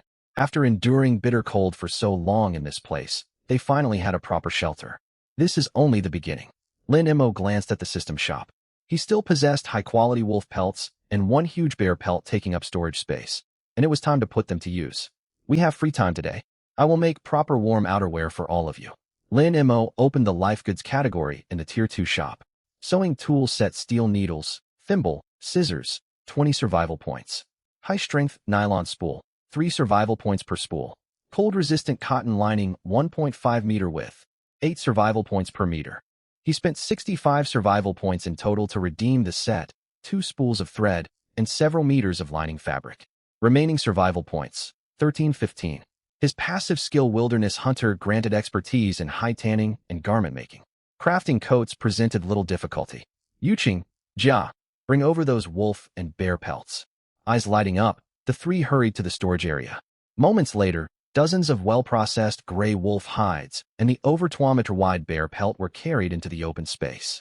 Lin Mo knelt down and began cutting with fabric shears. The bear hide was thick, with dense fine fur, ideal for resisting freezing temperatures. He planned to make a knee-length cloak for himself from it. The 3 best-conditioned wolf pelts would become coats for Xia Yuqing and the others. The shears sliced cleanly through leather with every precise cut. The three women stood watching silently, fixated on his capable hands. Within half an hour, the first wolf fur coat was finished. Lin Mo bit through the thread and shook out the garment. Yuqing, come try this on. Xia Yuqing stepped forward happily. Lin Mo draped the coat over her shoulders and adjusted the collar for her. The knee-length wolf fur coat was tailored at the waist, accentuating her figure. Fluffy silver gray fur framed her delicate features. It's so warm. Not a wisp of cold wind gets through. Xia Yuqing stroked the soft fur, her voice trembling. She recalled being stripped of her jacket by Su Qingyao back at the farm, nearly freezing to death on a snowy night. That despair contrasted sharply with the warmth she felt now. Boss, thank you. She stepped forward and embraced him, her eyes glistening. Don't get ahead of yourself. Everyone gets one. Lin Mo patted her back and looked toward Lu Jia and Zhang Yao, who watched with obvious envy. Over the next hour, he worked quickly to finish 2 more wolf fur coats and 3 fur-lined trousers. When all 3 had put on their new clothes and stood near the fireplace, the sight caught Lin Mo's eye. Their faces, once gaunt from poor nutrition, looked radiant against the fine furs. I have never worn anything this warm in my whole life. Zhang Yao sniffled, her eyes watering. Lu Jia nodded repeatedly. Boss, without you, we would have died out in those woods long ago. As long as you stay with me, you will never suffer from cold. Lin Mo smiled, then picked up the massive bear pelt to craft his own cloak. This piece took the longest. Lin Mo scraped away the coarse outer guard hairs, preserving only the soft, dense underfur. He reinforced it with double-layer lining and stitched it with doubled nylon thread. An hour later, the heavy black bear fur cloak was complete. Lin Mo stood and swung the cloak over his shoulders. The broad garment emphasized his tall, powerful frame. Its hood retained the full outline of a bear's head, with 2 wild boar tusks mounted on either side of the forehead. They glinted coldly in the fireplace glow. When he pulled the hood over his head, he looked like a primal figure out of ancient wilderness, radiating heavy, imposing presence. The 3 women subconsciously stepped back, their hearts beating faster. What? You don't recognize me? Lin Mo pushed the hood back and looked at them with a faint amused smile. The heavy aura faded instantly. You startled me. For a second there I thought you had turned into a bear. Xia Yuqing pressed a hand to her chest. Zhang Yao blushed and murmured softly. Boss, you looked really impressive just now. It took my breath away. At that moment, another system notification sounded in Lin Mo's mind. Ding. Host and followers all equipped with high-quality cold-resistant gear. Hidden achievement. Cold Weather Pioneer completed. Achievement rating. S rank. Reward. Survival points plus 100. Additional reward. Unlocked one-time skill appraise garment reveals material, craftsmanship, and cold resistance rating of target clothing. A faint smile tugged at Lin Mo's lips. Using hides that had sat and used in storage, he had spent very few points, earned a skill, and gained survival points in return. He glanced out the window as night fell, then back toward the 3 young women inside the warmly lit bunker. The fortress was finished. With a working fireplace and ample food, they occupied an unassailable position. Still, this was not enough. Tomorrow morning, it was time to head back to the farm. Night fell heavy. Wild gales howled outside the stone and timber blockhouse, yet they were completely blocked by the thick walls. Inside, pine firewood crackled in the cast iron fireplace. Bright flames wrapped the blockhouse in warmth like a spring day. The air carried the fresh scent of pine resin, along with lingering aroma of roasted meat from their recent meal. Lin Mo looked over at Xia Yuqing, Lu Jia, and Zhang Yao. Though the 3 women wore fur overcoats, underneath were the tattered clothes they had worn before. Even after some washing, the garments remained worn, looking somewhat out of place against their outer furs. Lin Mo's mind stirred, and the System Mall's daily goods category appeared before his eyes. Delicate cotton loungewear set, 15 survival points / set, silk nightgown, 20 survival points / set, fitted wool sweater, 25 survival points / piece, fleece, lined thermal leggings, 12 survival points / pair. Gazing at these fine articles, which would count as high quality even in civilized society, a faint smile tugged at the corner of Lin Mo's mouth. He still held 1365 survival points. Spending a small sum to get new outfits for the women beside him was nothing at all. Wait a moment. I've got something good for you. Lin Mo reached out and tapped lightly in mid-air. Ding. Consumed 87 survival points. Exchange successful. Delicate cotton loungewear set ×3, silk nightgown ×3, fitted wool sweater ×3, fleece, lined thermal leggings ×3. Soft light flickered. A pile of neatly packed, brightly colored clothing materialized and landed on the carpet beside the fireplace. The three women stared, stunned. What is this? Xia Yuqing could not help covering her mouth, her eyes wide with shock. She carefully picked up the burgundy silk nightgown on top. The smooth silk glowed with gentle luster in the firelight, feeling as fluid as water beneath her fingers. A silk nightgown. Xia Yuqing's voice trembled. Lu Jiao lifted an white wool sweater. Feeling its fine texture against her fingertips, she gasped. Good heavens! This wool feels better than high-end brand pieces I bought for thousands back before. Zhang Yao stared at one of the soft cotton loungewear sets. Its fine woven details made her cheeks flush warmly, and her breath quickened slightly. Boss, are these all for us? Zhang Yao lifted her head, eyes sparkling with disbelief. Of course they are. I'm hardly going to wear them myself, am I? Lin Mo gestured toward the stack of clothes. Go on, try them on. The three women exchanged glances, joy and gratitude welling up in their eyes. In this wilderness where even a bowl of hot soup was a luxury, staying with Lin Mo meant hot meals, safe shelter inside a solid blockhouse, and now such fine clothing. It felt like a dream.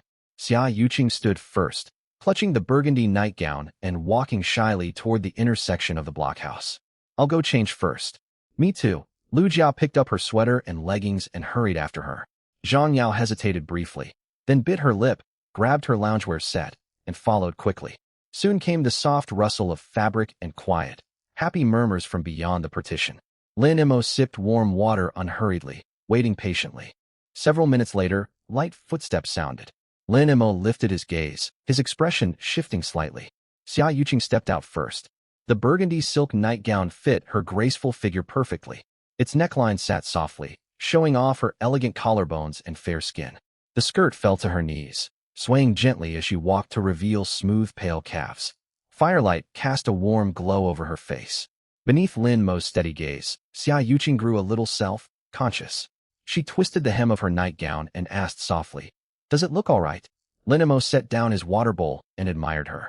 A satisfied smile spread across his face. Very pretty. It fits you perfectly.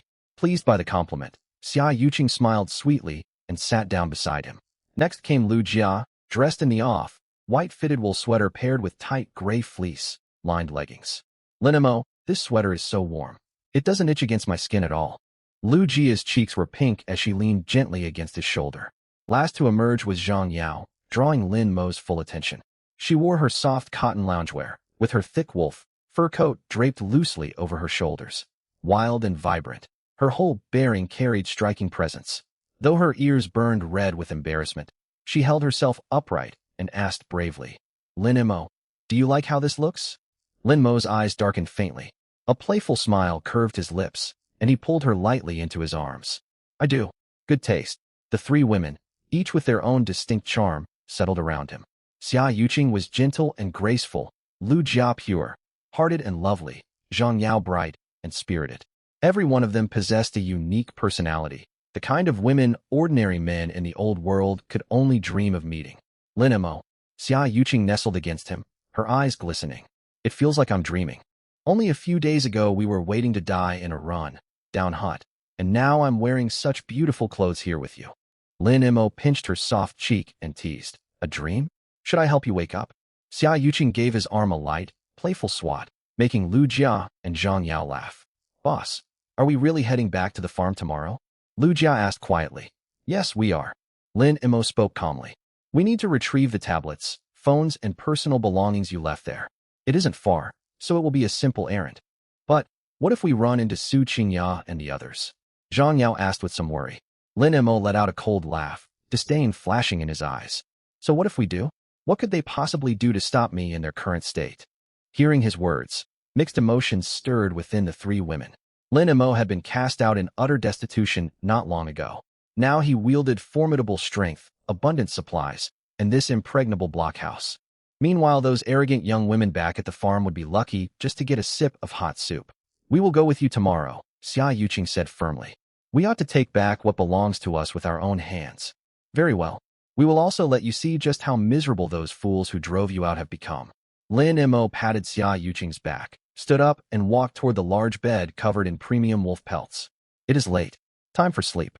At dawn tomorrow we return to the farm, to see those former classmates of ours. A world away from the warmth and comfort of Lin Mo's camp, the wooden farm hut 800 meters off lay shrouded in bone, chilling, hopeless silence. Frigid wind poured through cracks in its broken timber walls. Temperatures inside the main hall had plummeted well below freezing. The stone stove fire had long since burned out, leaving no trace of warmth. More than 30 women huddled together, gaunt and starved. Cramping hunger left them barely strong enough to speak. In a corner, Chunshi lay on a pile of dry hay. Fever burned hot across her skin, her breath shallow and scorching. Her left arm had swollen dark purple. Yellow, green pus oozed from its wound, soaking through ragged bandages and giving off a sickening rotten stench. Li Xiao stayed beside her, repeatedly dabbing her forehead with cold, damp cloth, though the chill evaporated almost instantly. Thanks to her care, Chunxi's high fever had eased slightly, yet infection in her arm kept worsening. Jia, hold on. Li Xiao's eyes reddened, her voice thick with sobs. Yang Shuanghua watched the scene unfold, her expression heavy and conflicted. The next morning, dawn barely painted the sky. All right, time to set off for the farm. Lin Mo donned his imposing black bear fur cloak and strapped his sharp, high, carbon steel machete at his waist. His tall frame radiated heavy, imposing power in the early morning light. The three women also rose and dressed themselves. Clad in silver, gray wolf, fur overcoats with fine winter layers underneath, they looked rosy, cheeked, and full of energy. The contrast between them and the haggard women remaining on the farm could not have been starker. Let's go. Lin Mo pushed open the heavy wooden door and strode out into the morning mist with the three women behind him. Back inside the farm hut, Chunshi had endured through the night. Her fever had dropped a little, and she finally forced her eyes open. Water. Her throat felt raw and scraped, her voice hoarse. Li Xiao quickly fetched half a bowl of distilled warm water and helped her drink it carefully. Chunshi gasped for breath and stared down at her left arm, necrotic, swollen, and reeking of pus. In this place without medicine, severe infection meant certain death. Her only shot at survival was amputation. Xiao, fetch me a wooden spear. Chunshi said weakly yet resolutely. A wooden spear? What do you need that for? Li Xiao stared in confusion. Just do it, hurry. Chunshi gritted her teeth, cold sweat rolling down her forehead. Afraid to disobey, Li Xiao fetched a sharpened wooden spear from the corner and handed it over. Chunshi gripped it in her right hand, drew a deep breath, and struggled to sit upright. Jia, what exactly are you planning to do? Li Xiao was close to tears. Let me go. This arm cannot be saved. It has to come off. Chunshi's gaze turned icy and desperate. Heat the spear tip red in the embers. It will cauterize the blood vessels and stop the bleeding. With that, she tried to thrust the spear toward the few remaining sparks in the stone stove. You've lost your mind. Terrified out of her wits, Li Xiao seized her arm. There's no anesthetic, no proper tools. You will die from agony or blood loss. I will die anyway if I leave it. Chunshi snarled through gritted teeth, wild with desperation. Their commotion woke the others. Wang Feng rushed over first and paled at what she saw. Chunshi, what are you doing? She is going to cut her own arm off. Li Xiao cried out. Good heavens! Hold her down. Wang Feng shouted. She and Li Xiao forced Chunshi back onto the hay and pried the wooden spear from her grasp. More women swarmed over. They pinned the weakened Chunshi onto the hay pile. Let go of me. Let me get rid of this arm. I won't rot away here. Chunshi fought hard, but fever and starvation had drained all her strength. Soon she went limp, gasping heavily. A single tear of hopelessness rolled down her cheek. Dead silence fell across the hall. Every woman stared at Chunshi's miserable state, and despair swelled endlessly inside each of them. Wang Feng released her grip and sank to the ground. Her mouth moved, yet no words came out. Li Mingyao huddled beside Su Qingya, her lips blue from cold. She mumbled softly. What are we going to do? Are we really going to die here? Wrapped in a filthy blanket, Su Qingya said nothing. Dark thoughts churned in her mind, but waves of gnawing hunger sapped even her capacity to scheme. Within that suffocating stillness, heavy footsteps echoed from outside the farm. Crunch, crunch. They trod upon frozen earth and patches of snow, slow and ominous. A Jiao, keeping watch by the cracked door, was already taut with nerves. Cold sweat poured down her back the moment she heard the sound. She pressed her eye to the gap and peered out. Morning mist hung thick and white. Deep within that fog loomed a huge dark shape, drawing steadily toward the hut. The figure stood as tall as a full-grown man, broad-shouldered, draped in heavy black animal hide that swayed with every step. To a Jiao's terrified eyes, it looked exactly like a giant bear walking upright. A bear! Panic exploded in a Jiao's mind. She remembered Bai Ting's brutal death, the stories of snow leopards tearing throats open. Fear completely overwhelmed her. Bear is coming. Run for your lives. Her shrill, cracking scream ripped through the silent hut, brimming with utter terror. What? A bear? Where? Where is it? 30 odd women who had lain listless on the floor jolted to their feet. Hunger, cold, and exhaustion vanished in an instant. Raw survival instinct ignited every one of them. Chaos erupted inside the hall. Bar the door. Block it quickly. Grab the tables. Push them against the entrance. Several women scrambled toward the doorway, trying to heave rickety, broken tables across it. Weakened by days without food, they could barely lift the furniture. A table clanged back down onto the ground, and they wept in panic. Forget the tables. Hide. Everybody hide. Some scrambled under bunks. Others buried their heads in hay in the corners, as if that could shield them from the beast outside. Screams, sobs, and crashing furniture blended together. It felt as if the hut might be torn apart by terror at any second. In one corner, Su Qingya turned deathly pale at the shout of bear. She was a top campus beauty. She was only 21 years old. She still hoped to awaken superhuman abilities. She could not die here. The cellar. The backyard root cellar. She grabbed hold of Li Mingyao beside her, shaking violently. A bear cannot get inside it. Come with me. Starving and miserable as she was, Su Qingya had kept her wits. She had noted that concealed old root cellar days earlier. Now it represented her only chance to live. Qingya Jia, wait for me. Li Mingyao cried as she was dragged to her feet.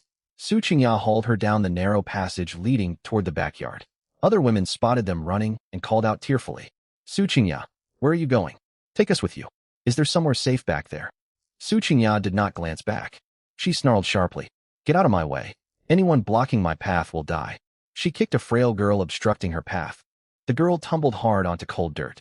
Su Qingya paid her no mind, dragging Li Mingyao onward until they reached the backyard. The cellar opening was a square hole covered by a rotting wooden board, dusted over with dead leaves. Ignoring the grime, Su Qingya heaved the board aside. Damp, moldy, earthy air billowed up. Down. Get down now. She shoved Li Mingyao inside, then clambered down herself. She pulled the board shut firmly from within. Huddled in darkness amid dust and rotting vegetable scraps, the two women trembled, scarcely daring to breathe. Qingya Jia, if the bear gets inside the hut and kills everyone, will it find us here? Li Mingyao sobbed, shaking like a leaf in the wind. Be quiet. Su Qingya clamped a hand over her mouth. She stared intently up through gaps in the board, soaked in cold sweat. One thought burned in her mind. Let all the others perish. As long as Su Qingya survived, everything would be worthwhile. Back in the main hall, the huge dark figure had reached the front door. Crunch. Footsteps halted.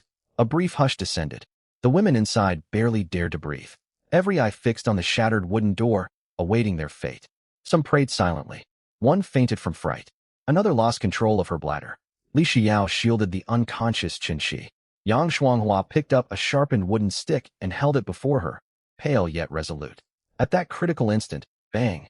A deafening crash. The door, propped up by broken tables, was kicked violently inward from outside. Wooden bolts snapped. Tables splintered and went flying. Icy wind, carrying fine snow, gusted through the gaping entrance, swirling hay and dust across the floor. Flickering embers wavered, casting erratic light through the hall. Framed in the pale daylight of the doorway stood a tall figure stepping inside. Wrapped in that heavy black bear fur cloak, with boar tusk ornaments on its head glinting coldly in dim light. Broad shoulders nearly filled the entire doorframe. Oppressive pressure washed over every person in the room. To these starved, fear-stricken women, he looked like some wrathful god or a demon newly loosed. Ah, monster! A monster is inside! Someone shrieked. Several women collapsed in terror. Then the figure lifted a hand and pushed his hood back. A familiar, yet harder, edged face came into view. Sharp brows, defined features. Compared to the day he had been driven away, his bearing was colder and more imposing. Some women recognized him. Their pupils constricted. Their voices shook. It's Lin Mo. Lin Mo has come back. Behind him, three more figures stepped through the doorway. Xia Yuqing, Lu Jia, and Zhang Yao. They stood side by side in premium silver, gray wolf, fur coats whose pelts shimmered richly in the firelight. Underneath were well-fitted quality wool sweaters and warm winter layers that accentuated their graceful figures. Most striking of all was their appearance. Cheeks full and rosy, eyes bright and clear. Hot, nourishing meals had left them looking healthy, poised and confident. Beside the haggard, ragged, shivering women of the farm, The contrast could not have been more stark, refugees staring up at those living in comfort and plenty. Blinding. This crushing, dimensional gap, like disparity, struck deep into the soul of every woman present like a heavy sledgehammer. The great hall fell into an absolute silence so profound that a pin drop could be heard. Dozens of women stood with their mouths agape, staring blankly at the four figures descending like gods, their minds going completely blank. Just a few days earlier, they had trampled all over Lin Mo, labeled him a cringeworthy man, and chased him away. Now he stood clad in bare fur, treading over snow and ice, forcing his way in with the bearing of a sovereign. Moreover, the three companions who had chosen to leave with Lin Mo were dressed even more nobly and honorably than they had been back in civilized society. Regret, shock, envy, fear, countless emotions raged through the air. Li Xiao held Chun Shi tight, staring fixedly at the tall, imposing Lin Mo in the doorway, hot tears streaming down her cheeks against her will. The wooden stick in Yang Shuanghua's hand clattered to the ground. Behind her spectacles, her eyes swirled with indescribable conflict and astonishment. They had planned countless times to go and beg Lin Mo for help. Now the man stood right before them, arriving in this overwhelming, all-conquering manner. Lin Mo looked down upon the run-down wooden hall, his gaze sweeping across faces etched with terror, numbness, remorse, and greed. A taunting smirk slowly tugged at the corner of his mouth. "What's this? Haven't seen me for a few days. Have you all lost your tongues?" His steady voice reverberated through the hall. It held no warmth, yet it pressed down on the dozens of women, making them shrink their necks and tremble involuntarily. Biting cold wind and snow poured in through the open door, stinging everyone's faces. Yet not a single person dared utter a sound. They could only gaze upward humbly like frightened lambs, looking up at the man who held their fates in his hands. Xia Yuqing stepped half a pace forward and came to stand beside Lin Mo. Her gaze swept calmly over the familiar faces filling the room. These were the very people who had bullied and exploited her, who had driven her to the brink of despair. Now they looked back at her with eyes full of dread. She pressed her lips together gently, a tangled feeling welling up inside her. "Boss." She tilted her head toward Lin Mo and spoke in a clear voice. "Our belongings are in the suitcase in the corner of the inner room. No rush." Lin Mo folded his hands behind his back. His black bear fur cloak flapped loudly in the wind, making him look like a wilderness tyrant who held power over life and death. "It is rare that we come back. First, let me take a good look at how marvelously these once arrogant old acquaintances have been faring lately." At these words, several women in the hall who bore guilty consciences shuddered violently and collapsed onto the muddy floor. In the pitch black, damp cellar out in the backyard, Su Qingya heard every word drifting down from above through cracks in the wooden planks. The moment the name Lin Mo reached her ears, her heart plummeted into an endless abyss.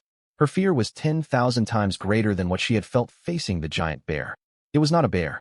It was Lin Mo, the man she had driven out, the man she wished she could destroy. Huddled amid rotten, stinking vegetable leaves, Su Qingya's teeth chattered. She clamped her hands tight over Li Mingyao's neck, pressing herself as deep into the earthen corner as she possibly could, holding her breath completely. Desperate prayers screamed inside her mind. She prayed that the devil above would never discover this cellar. This suffocating silence dragged on for more than 10 seconds. At last, a trembling voice emerged from a corner. Lin Mo." It was Wang Feng. She pushed herself upright against the wall. Her cracked lips quivered, tears welling in her eyes. "You're back. Have you come to save us?" Her words kindled new sparks of hope in many of the other women. Yet the next second, Zhang Yao let out a cold laugh. "Save you?" She folded her arms. Her silver wolf fur coat lent her a commanding air. Her gaze traveled from Wang Feng's face to the women who had stolen their food. "Do you even deserve it?" Those three words fell as cold as shards of ice hitting stone. "We returned with Lin Mo only to retrieve our luggage," Lu Jia added flatly. Her tone was calm, yet every word cut deep. "As for saving you, did you spare a thought for today when you pushed us to the edge back then?" Suppressed sobs echoed around the hall. Some hung their heads in shame. Far more stared greedily at Lin Mo's bear fur cloak, at the luxurious wolf fur coats worn by Xia Yuqing and her two friends, at their healthy, glowing complexions. Hunger gnawed at them. They were starving. Why should they waste away in this hovel gnawing on tree roots, while those three who left with Lin Mo wore fine furs and enjoyed plentiful food? Envy burned so fiercely it stung their eyes. Xia Yuqing observed their reactions. She said nothing, only tugged gently at Lin Mo's sleeve and lowered her voice. Boss, our suitcase is in the innermost corner. Boss. The word, spoken softly, exploded through the hall like thunder. Dozens of pairs of eyes widened in utter disbelief. Before anyone could collect their wits, Lin Mo let out a low chuckle. He casually rested one hand on Xia Yuqing's shoulder, scanned the crowd, and spoke with open amusement. That is right. I have chosen a new name for myself. The name Lin Mo sounds far too passive, like someone who can only endure abuse in silence. He paused, a cold smirk playing across his lips. From now on, I prefer to be called Lin Ba. Ba, as in domineering, unyielding ruler. Boom. A stir rippled through the entire room. This was more than a name change. It was an open proclamation. Xia Yuqing, Lu Jia, and Zhang Yao, the three women they had chased out of the farm, now chose of their own free will to stand beside Lin Mo. Shock, jealousy, and humiliation surged through the crowd. You people, Wang Fong gaped, looking from Lin Mo to Xia Yuqing, her mind completely reeling. Xia Yuqing had always been known as the upright, reserved class committee member. How could this be? When she looked again, there was no trace of shame on Xia Yuqing's face. A faint blush colored her cheeks as she moved instinctively closer to Lin Mo's side. Her gesture was natural, born of long, established habit. What? You disapprove? Lin Mo raised an eyebrow, his eyes sweeping over every face. Did you think of this day when you forced me to sleep in the dog shed? No one dared reply. Some bowed their heads, many shook with fright. Amid the suffocating quiet, a figure slowly rose from the back of the crowd. Lu Yunyan, once poised and refined, the teacher who had always hidden behind high-sounding moral arguments, she was now a pitiful sight. Her clothes were crumpled, her hair tied messily back, smudges of dirt streaked her face, her eyes puffy and her lips cracked. She drew a deep breath, forcing her roiling emotions under control. A smile more wretched than a grimace appeared on her face as she shuffled toward Lin Mo. Student Lin Mo, I am so relieved you are safe. I have worried about you all these days. She halted 3 paces away, intimidated by his imposing aura and unwilling to draw nearer. She twisted her hands together. Everyone made terrible mistakes. Qingyao went too far, and on her behalf I offer you my apologies. Still, you possess so many supplies now. As part of this group, you ought to think of the greater good. Look at Qin Shi, badly injured. Everyone has gone hungry for days. For the sake of our shared past as classmates, please be generous and help us. We are supposed to be one team, are we not? She tried her best to sound amiable. You are a capable young man. With great power comes great responsibility. I am sure you will not stand by and let us perish. First fake remorse, then group pressure, appeals to old friendship, and the mantra of responsibility. Once upon a time, Lin Mo might well have fallen for this manipulative ploy. Not anymore. Lin Mo said nothing immediately. He simply stood there, watching Lu Yunyan's forced smile as if observing a farce. The temperature in the hall plummeted. Lu Yunyan grew flustered under his gaze. Her smile stiffened, cold sweat beading on her forehead. Just as she was about to crumble, Lin Mo laughed, a blatant laugh steeped in revulsion. The greater good. His voice was quiet, yet every word pierced deep. Lu Yunyan, who do you think you are, to lecture me about the greater good? Lu Yunyan's smile froze completely. Student Lin Mo, do not call me that. His sharp shout boomed through the hall. Lu Yunyan flinched and stumbled backward, her face turning deathly pale. You say Su Qingyao only went too far. Lin Mo stepped forward. Lu Yunyan scrambled back until her back hit a wooden table with a dull thud. Is driving me to sleep in a dog shed merely going too far? Is stripping Xia Yuqing and the other 2 girls and forcing them out into temperatures far below zero merely going too far? Is sending poisonous mushrooms to my camp to kill me and steal my supplies also merely going too far? Each sentence rang colder than the last, hammering into every woman's heart. Those who had aided Su Qingyao shrank back in terror. That collective good and greater good you speak of are nothing but tools you use to exploit the vulnerable and curry favor with Su Qingyao. Lin Mo locked eyes with her panic-stricken face and enunciated each word clearly. You are so hypocritical even the dogs in the pigsty would disdain you. Lu Yunyan reeled as if struck, rooted to the spot, all color draining from her features. His words were brutal. They shattered every shred of her pretense, every scrap of her dignity as a teacher. She opened her mouth, wanting to argue that she was their supervising teacher, that she had tried to be fair rather than biased. Yet no words would come out.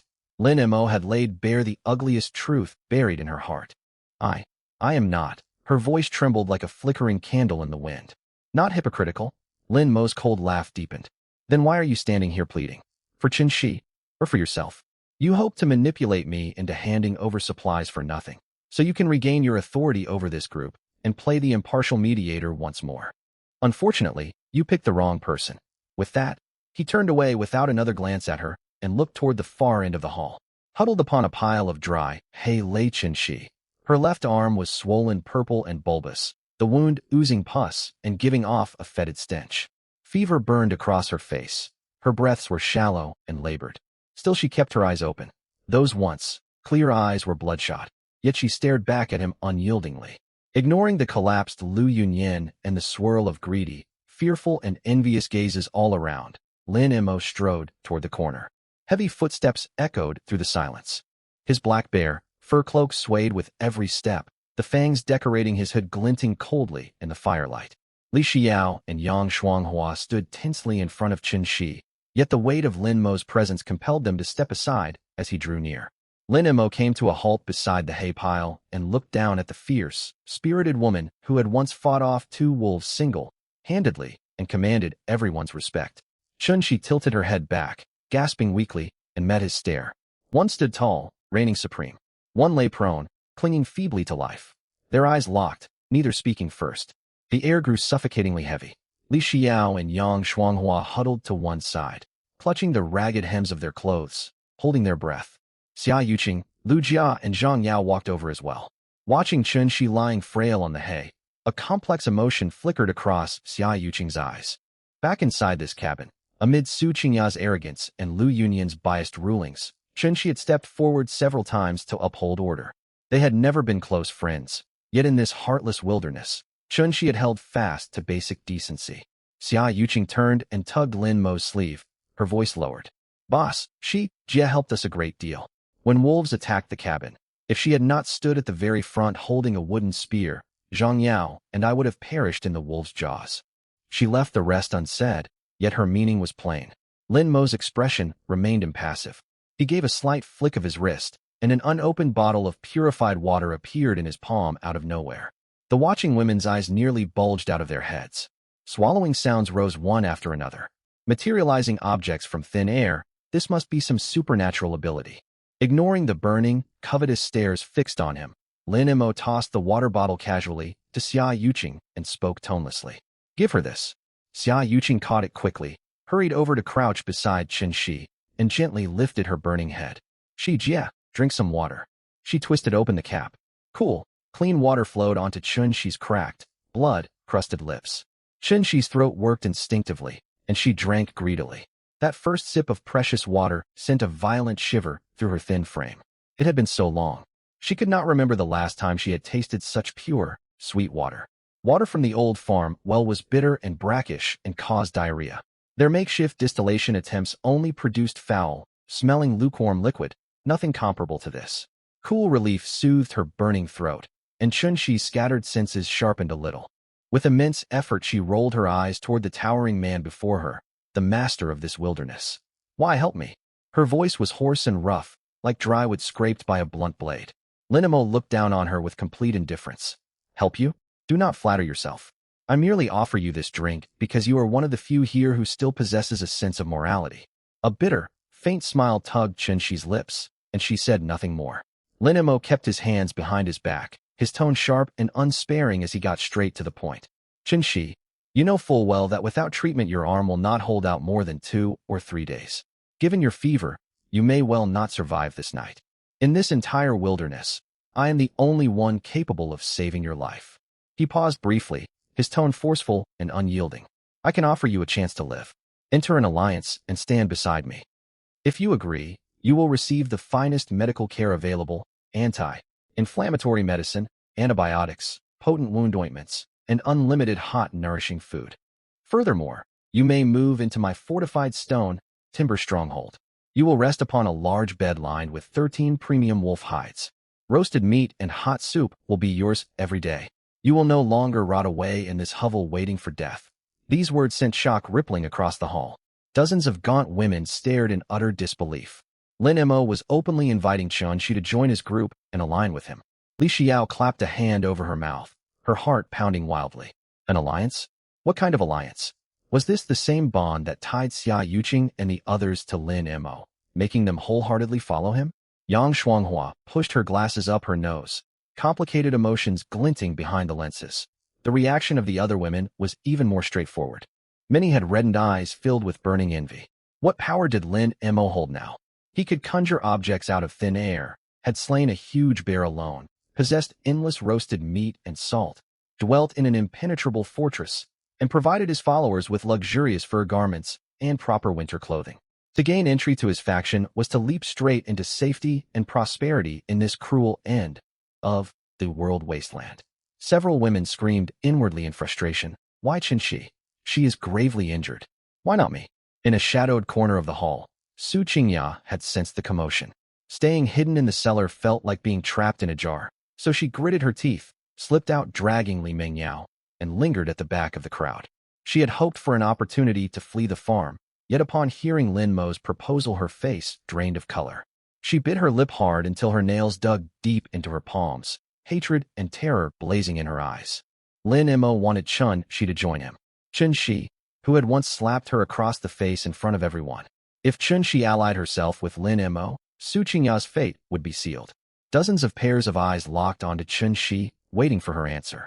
Yet after hearing Lin Mo's generous terms, Qinshi fell silent for a moment. A weak, bitter laugh escaped her. Heh. She shook her head laboriously. Bloodshot eyes held mockery rather than anger toward Lin Mo. Stand beside you. Would that also mean submitting entirely to your will, just like Xia Yuqing and the others? Lin Mo's expression remained calm, offering no denial. Those who follow me live far better lives. Yes, I can see that. Qinshi gasped for breath. Her clouded gaze swept over the elegant heavy coats worn by Xia Yuqing and her companions, over their healthy, rosy complexions. They truly are far better off than wasting away in this hell. But Qinshi lifted her head abruptly. In her bloodshot eyes blazed an unbreakable, almost ferocious resolve. I, Qinshi, would rather die than become someone who exists only to obey another's will. Her voice was not loud, yet it clanged like metal striking metal, every word piercing through the air like flying shards of stone. A collective gasp swept across the hall. Li Xiao burst into anxious tears.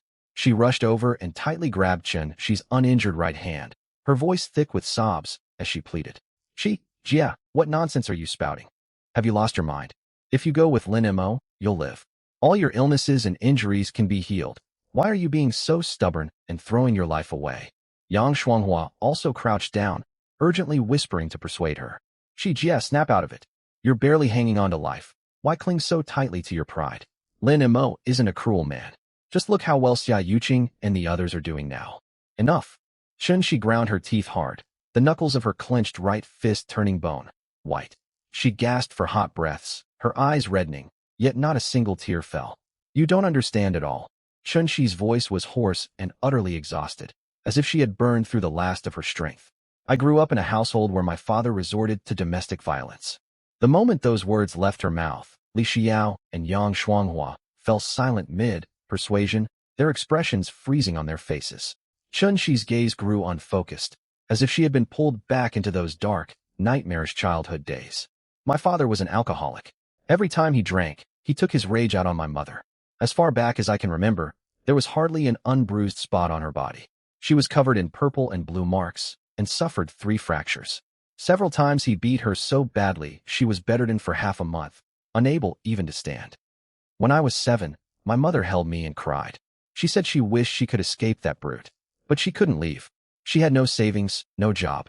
Without that man, she could not survive a single day, let alone support me. So she endured. She endured his fists, his insults, and endless abuse. She bowed and scraped, desperately waiting for that man to give her the bare necessities to live. As she spoke, Qinshi squeezed her right fist so hard that thin streaks of blood seeped from between her fingers. Her voice trembled, but she kept her jaw locked tight, speaking each word deliberately.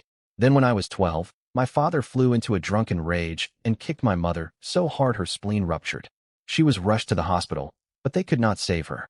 She died, all because she could not leave that man, all because she had no way to survive on her own, all because she chose to be dependent on another person for more than 10 years.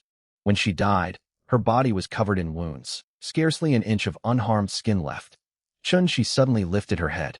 Rage burned like wildfire in her bloodshot eyes. I swore that day, for the rest of my life, even if I starve, even if I freeze, even if life beats me down and leaves me hurt all over, even if I have to live without comfort, I will never become dependent on any man. A hopeless hush fell over the entire hall. Li Xiao covered her mouth, tears streaming down non-stop. Yang Shuanghua turned her head away, her own eyes red, unable to bear watching further. Even Xia Yuqing, Lu Jia, and Zhang Yao fell silent, their expressions filled with tangled emotions. They had chosen to side with Lin Mo to survive in this brutal wilderness, and no one could condemn them for that. Yet Chun-Shi's almost fanatical resolve stirred something deep within them, a strange mix of shock and respect. She would rather face death than betray her inner principles. That was who Chun-Shi was. Lin Mo stood before the pile of dry hay, never once interrupting her. His face showed neither joy nor anger, his black eyes deep as an unfathomable abyss. Chun-Shi tilted her head and gasped for air. Her outburst had drained what little stamina she had left. She gave a bitter, pained smile and forced out her final words through gritted teeth. Lin Mo, I admit you are formidable. In this merciless wilderness, you can slay brown bears single-handedly, conjure supplies out of thin air, and earn the unwavering loyalty of women like Xia Yuqing. You are more than worthy to be the ruler of this jungle. But I, Chun-Shi, am no caged songbird for you to keep. I would be grateful if you saved me. But if you want me to sign some contract, trading my companionship for survival, that will never happen. I would rather waste away inside this run-down log cabin than become reliant on a man, just like my mother. Having finished speaking, her strength completely gave out. Her body slumped heavily against the rough wall, and her eyes slipped shut. Complete silence. Dozens of young women watched the scene unfolding before them, each lost in their own thoughts. Some thought Chun-Shi was incredibly foolish. Some admired her unyielding spirit. Many more felt malicious satisfaction at her predicament. The hall remained deathly quiet. Everyone waited for Lin Mo to fly into a rage. Given his current power and status, to be so openly and bluntly rejected by a dying woman, any powerful leader would have lost his temper on the spot. Su Qingya huddled at the back of the crowd, the corners of her mouth lifting in delight, her eyes filled with twisted anticipation. She longed to see Lin Mo strike Chun-Shi down dead. Back at the camp entrance, Chun-Shi had slapped her across the face in front of everyone, and she had seethed over it in her dreams. Now this fool had walked straight into disaster. It was the perfect opportunity. Li Mingyao shared her excitement and whispered quietly beside her ear. Qingya, Jia, Chun-Shi is finished. Lin Mo is definitely going to. She never got to finish her sentence. Lin Mo laughed. It was not a loud laugh, yet it froze the silent hall. Everyone stared up in shock, wondering if they had misheard. Far from flying into a fury, Lin Mo stood with his hands clasped behind his back. No hostility crossed his sharp, featured face. Instead, undisguised admiration flickered in his eyes. Chun-Shi, do you know why I made a special trip here? He looked down at her, his tone calm, yet oppressive. Because among all these cowards who scheme against one another to stay alive, you are the only woman who has earned my genuine regard. When the others bullied Xia Yuqing, you stepped forward to stand for justice. When people fought over medicine, you held them back with your spear. When wolves smashed through the windows, you were the first to charge forward with your weapon raised. That stubborn refusal to yield you show right now only proves I was not wrong to value you. He leaned forward slightly, his black eyes locking onto Chun-Shi's bloodshot ones. You are different from them. They are tame sheep that can be subdued. But you are a true wild steed. His words carried dominance and a hunger to win her over. Several of the women nearby burned with embarrassment, yet none dared utter a word. Chun-Shi's chest heaved. She bit her pale lower lip hard and forced words out between her teeth. Then you are going to be disappointed. I was born with an unbroken spirit. I will never become someone's subordinate. Disappointed? Lin Mo let out a low laugh, amusement glinting more brightly in his gaze. Chun-Shi, you have misunderstood something. I am in no hurry. He straightened up and swept his gaze across the whole room, as if surveying prey within his territory. In this cruel wilderness, all pride and principles mean nothing. Only power rules. And right now, I am the tyrant of these wilds. The more stubborn and proud you are, the firmer your convictions, the more I want to win you over. Whether you submit or not, that is the truth. Lin Mo's voice was quiet, yet every word carried immense weight. Of course, for women I hold in no regard. Even if they knelt and kowtowed until their heads bled, I would not spare them a single glance. These arrogant, Suffocating words left every woman present stunned and flushed. Li Xiao pressed her burning cheeks, her heart pounding wildly. Yang Shuanghua's fingers trembled as she adjusted her glasses, her eyes behind the lenses wide with shock. Lu Yunyan's face turned ashen. She had once hoped she could persuade Lin Mo to rejoin their group. Now she fully understood. The man before her was no longer the boy they had once manipulated. In only a few short days, he had grown into a tyrant of the wilderness. Amid the heavy tension filling the room, one person laughed. It was Chen Shi. A weak yet deeply stubborn, bitter smile spread across her fever-flushed face. Is that so? Then you can keep waiting. She lowered her eyelashes, no longer meeting Lin Mo's gaze. Her dry lips pressed tightly together, not yielding an inch. Xia Yuqing's eyes welled up with anxiety. She hurried forward and crouched down, grasping Chen Shi's burning fingers. Jia, why are you being so stubborn? What is wrong with staying with Bobby, eh? Look how badly hurt you are. If you do not receive treatment soon, you will really die. She turned and gestured toward Lu Jia and Zhang Yao. Remember how Su Qingya and the others tormented Zhang Yao? And Lu Jia and I, we nearly froze to death out in the snow the night we were driven out of the farm. But Bobby saved us. He gave us food, drink, warm heavy coats, stone fortifications to live in, and warm fireplaces at night. Jia, Ba may be domineering, but he treats his own people well. Come with us. You will no longer have to suffer inside this hovel. Lu Jia also crouched down with tear-filled eyes and took hold of her uninjured right hand. Jia, you know exactly what Su Qingya is like. Staying here means certain death. Ba is harsh in words but kind-hearted. If you just nod your head, he will save you. Zhang Yao spoke even more plainly, shaking the silver, gray wool fur coat draped over her shoulders, her voice loud and clear. Jia, you know my temperament better than anyone. If Ba mistreated the people under him, I would be the first to stand against him. Look how well I eat and how warmly I dress. Following him is 1,000 times better than gnawing on tree roots here. The three of them surrounded Chen Shi, pleading earnestly. They all owed Chen Shi for past kindnesses. To see the woman who had protected them hanging on the brink of death weighed heavily on each of them. Chen Shi listened quietly, her expression unreadable. Once they finished speaking, she slowly closed her eyes and rasped out a reply. Do not try to persuade me anymore. You have your choices, and I have my principles. I do not blame you, but I would rather die than become dependent on another. The three women exchanged helpless glances. Unable to change her mind, they stepped back with red-rimmed eyes. Lin Mo watched the scene, no trace of displeasure on his face, only quiet amusement. He had expected exactly this reaction. If this obstinate woman could be swayed by a few kind words, she would never have deserved the title of Wild Steed. At that moment, a burst of golden light exploded inside Lin Mo's mind. Ding! Detected target possesses strong, independent character and unyielding will. Hidden quest triggered. Quest objective. Make Chen Shi willingly sign the loyalty contract and become the host's follower. Quest reward. 1,000 survival points plus intermediate combat skill book times 1 note. The host demonstrated patience and respect, refusing to force submission against her will has deepened the target's latent favorable impression. Current submission level, 35%. Hearing the system prompt, Lin Mo's smile deepened. 35%. Even though the woman refused to yield with her words, inwardly, she had already begun to waver. No need to rush. A truly skilled hunter knows to close the net only when prey is at its most desperate. He pulled his gaze away, his expression turning cold once more.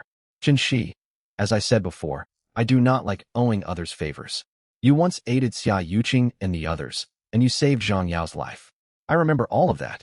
Today I am settling that debt. As the words left his mouth, he flicked his right hand. A palm-sized white porcelain vessel materialized out of thin air in his grasp. Its smooth surface glowed with a faint cool light in the dim hall, clearly no ordinary object. Dozens of women's eyes widened. Again he had produced something from nowhere. What other extraordinary abilities did this man possess? This golden wound ointment is the finest healing remedy I own. Whether you can save your arm depends on it. He tossed the vial. It arced smoothly through the air and landed securely in Xia Yuqing's palms. Apply it to her wounds. Xia Yuqing quickly pulled the stopper free. A cool medicinal fragrance wafted out. Simply breathing it and refreshed her mind. Zhang Yao, Lu Jia, hold Jia steady for me. Zhang Yao held down her shoulders. Lu Jia secured her right arm, while Li Xiao and Yang Shuanghua hurried over to assist. Bear with this, Jia. Xia Yuqing tilted the bottle. Shush, Fine golden medicinal powder poured out, falling onto the festering, foul-smelling wound. Something miraculous happened. The powder seemed alive, dissolving instantly upon contact, turning into golden threads that burrowed deep into rotting flesh, devouring yellow-green pus. Within mere breaths, the infected wound was completely cleansed. Immediately after, strands of black poison seeped out of the injury, dripping onto the dry hay with a sizzling hiss. Toxins. The poison inside Shi Jie's body is being drawn out. Yang Shuanghua covered her mouth, her eyes wide with shock. Even more astonishing followed. Once the poison was purged, the badly mangled wound stopped bleeding and scabbed over before everyone's eyes. Split flesh pulled itself closed. Fresh red granulation tissue grew from within, covering exposed tendons. In less than 10 seconds, a thick, dark, red scab covered the entire injury. If they had not witnessed it themselves, no one would believe this arm had been on the verge of amputation only moments earlier. The hall fell utterly silent. Dozens of women stared at the newly scabbed left arm, their minds blank. That life-threatening septic infection had been cured in mere seconds with a sprinkle of powder. This went far beyond effective medicine. It was practically divine healing. Lu Yunyan stared at the porcelain bottle, her face pale, her legs trembling uncontrollably. In her 30 years of life, she had never seen even the best antibiotics achieve such results. Wang Fong covered her mouth, tears streaming down her face. Chun Shi had been her main source of support these days, and overwhelming joy washed over her seeing her saved. Li Xiao sank to the ground, her gaze toward Lin Mo filled with unbridled awe. Women who had earlier rejoiced at Chun Shi's misfortune burned with envy. Why should such a miraculous medicine be given to Chun Shi? Huddled in the back of the crowd, Su Qingya dug her fingernails deep into her palms until they drew blood. She stared at the healed arm, then at the bottle in Xia Yuqing's hands, malice and greed blazing in her eyes. While everyone remained stunned speechless, Chun Shi let out a soft groan. Powered by the potent medicine, the high fever that had plagued her for days receded miraculously. The flush faded from her cheeks, and cold sweat on her forehead slowly dried. She slowly opened her eyes. Her bloodshot eyes were still weak, but clarity had returned to them. Chun Shi instinctively lifted her left arm and stared at the thick scab, completely stunned. There was no pain. The throbbing, swollen agony of festering rot was gone, leaving only a faint itchy tingling where tissue was mending. She turned her gaze toward the man standing with his hands behind his back, her throat tight, unable to form words. Lin Mo had saved her. She had rejected him outright and humiliated him in front of everyone. Yet he had brought forth this miraculous remedy and spared her life. Chun Shi bit her lip and turned her head away. Her eyes grew moist, yet she forced back her tears. Ding! Chun Shi's submission level has risen. Current submission level, 55%. Hearing the system notification, a faint smile tugged at Lin Mo's lips. He took in every shift of Chun Shi's expression, yet his outward demeanor stayed detached. You saved Zhang Yao and protected Xia Yuqing and the others. Now your arm is healed. Our debt is repaid. Chun Shi fell silent for a moment. Finally, she lifted her right hand in a fist, palm salute, and spoke in a hoarse voice. Thank you. It was the last shred of her dignity, the only response she could give. Lin Mo said nothing more.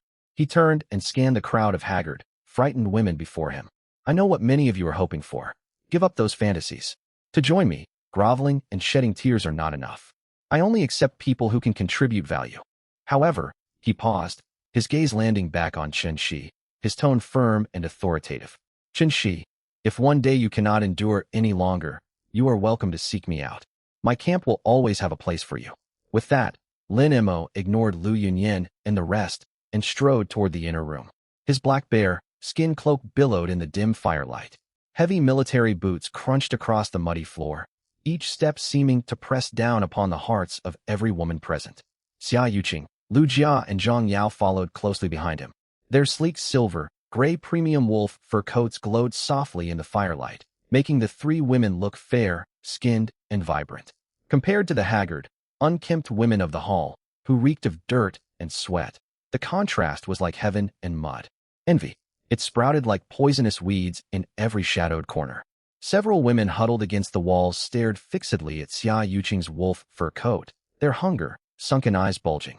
They remembered clearly. Only a few days ago, Xia Yuqing had been stripped of her outer clothes and cast out. She had shivered in the freezing dark night like a stray animal. And now, she wore fine wolf fur, quality wool knitwear, and brand new insulated leather boots on her feet. This was hardly wilderness survival. It was like a queen on procession. Meanwhile, they wore rags, burning with hunger, barely able to dream of a sip of hot soup. Why? Why did Xia Yuqing get to live such a privileged life?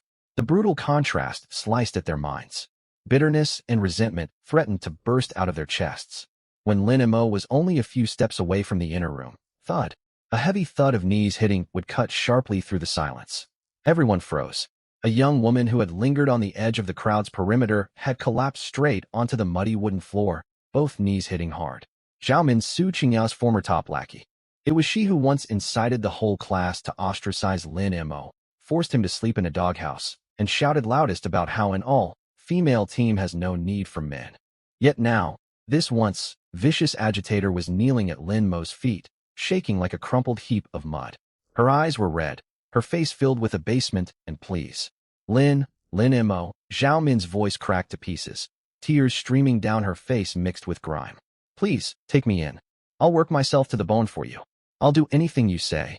As she wept, she frantically tugged at her tattered clothing, revealing her gaunt shoulders and pale collarbones.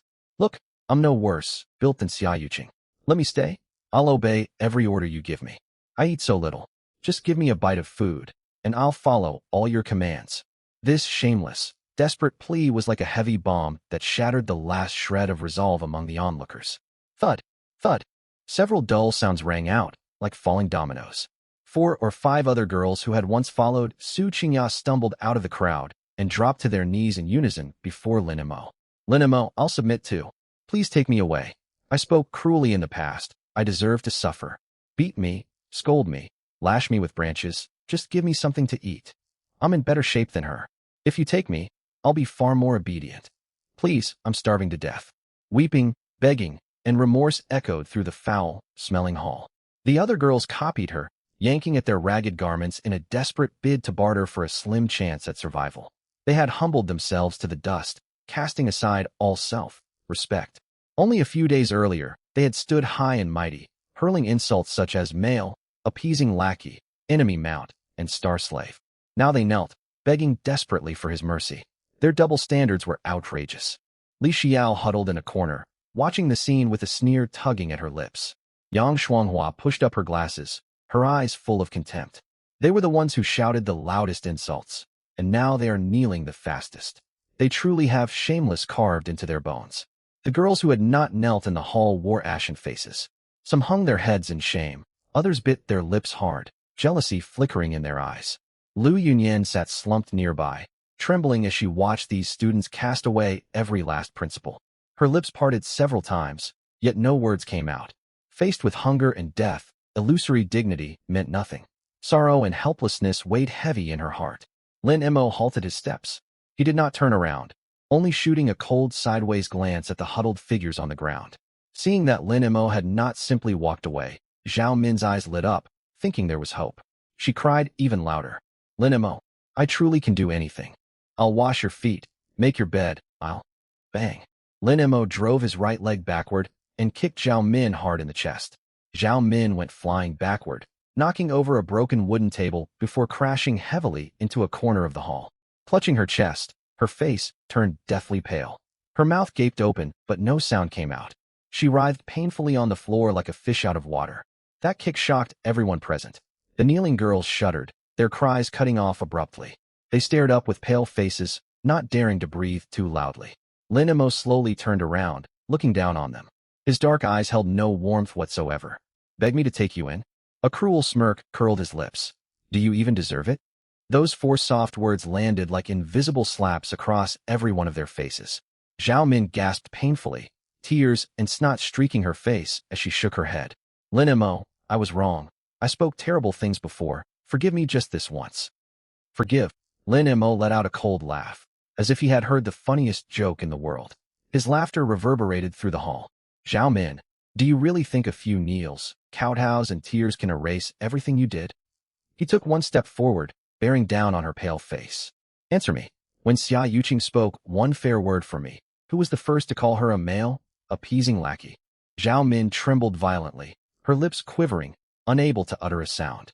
And who kept spitting out insults like enemy mount and star slave? Lin Mo's voice was quiet, yet every word carried immense weight.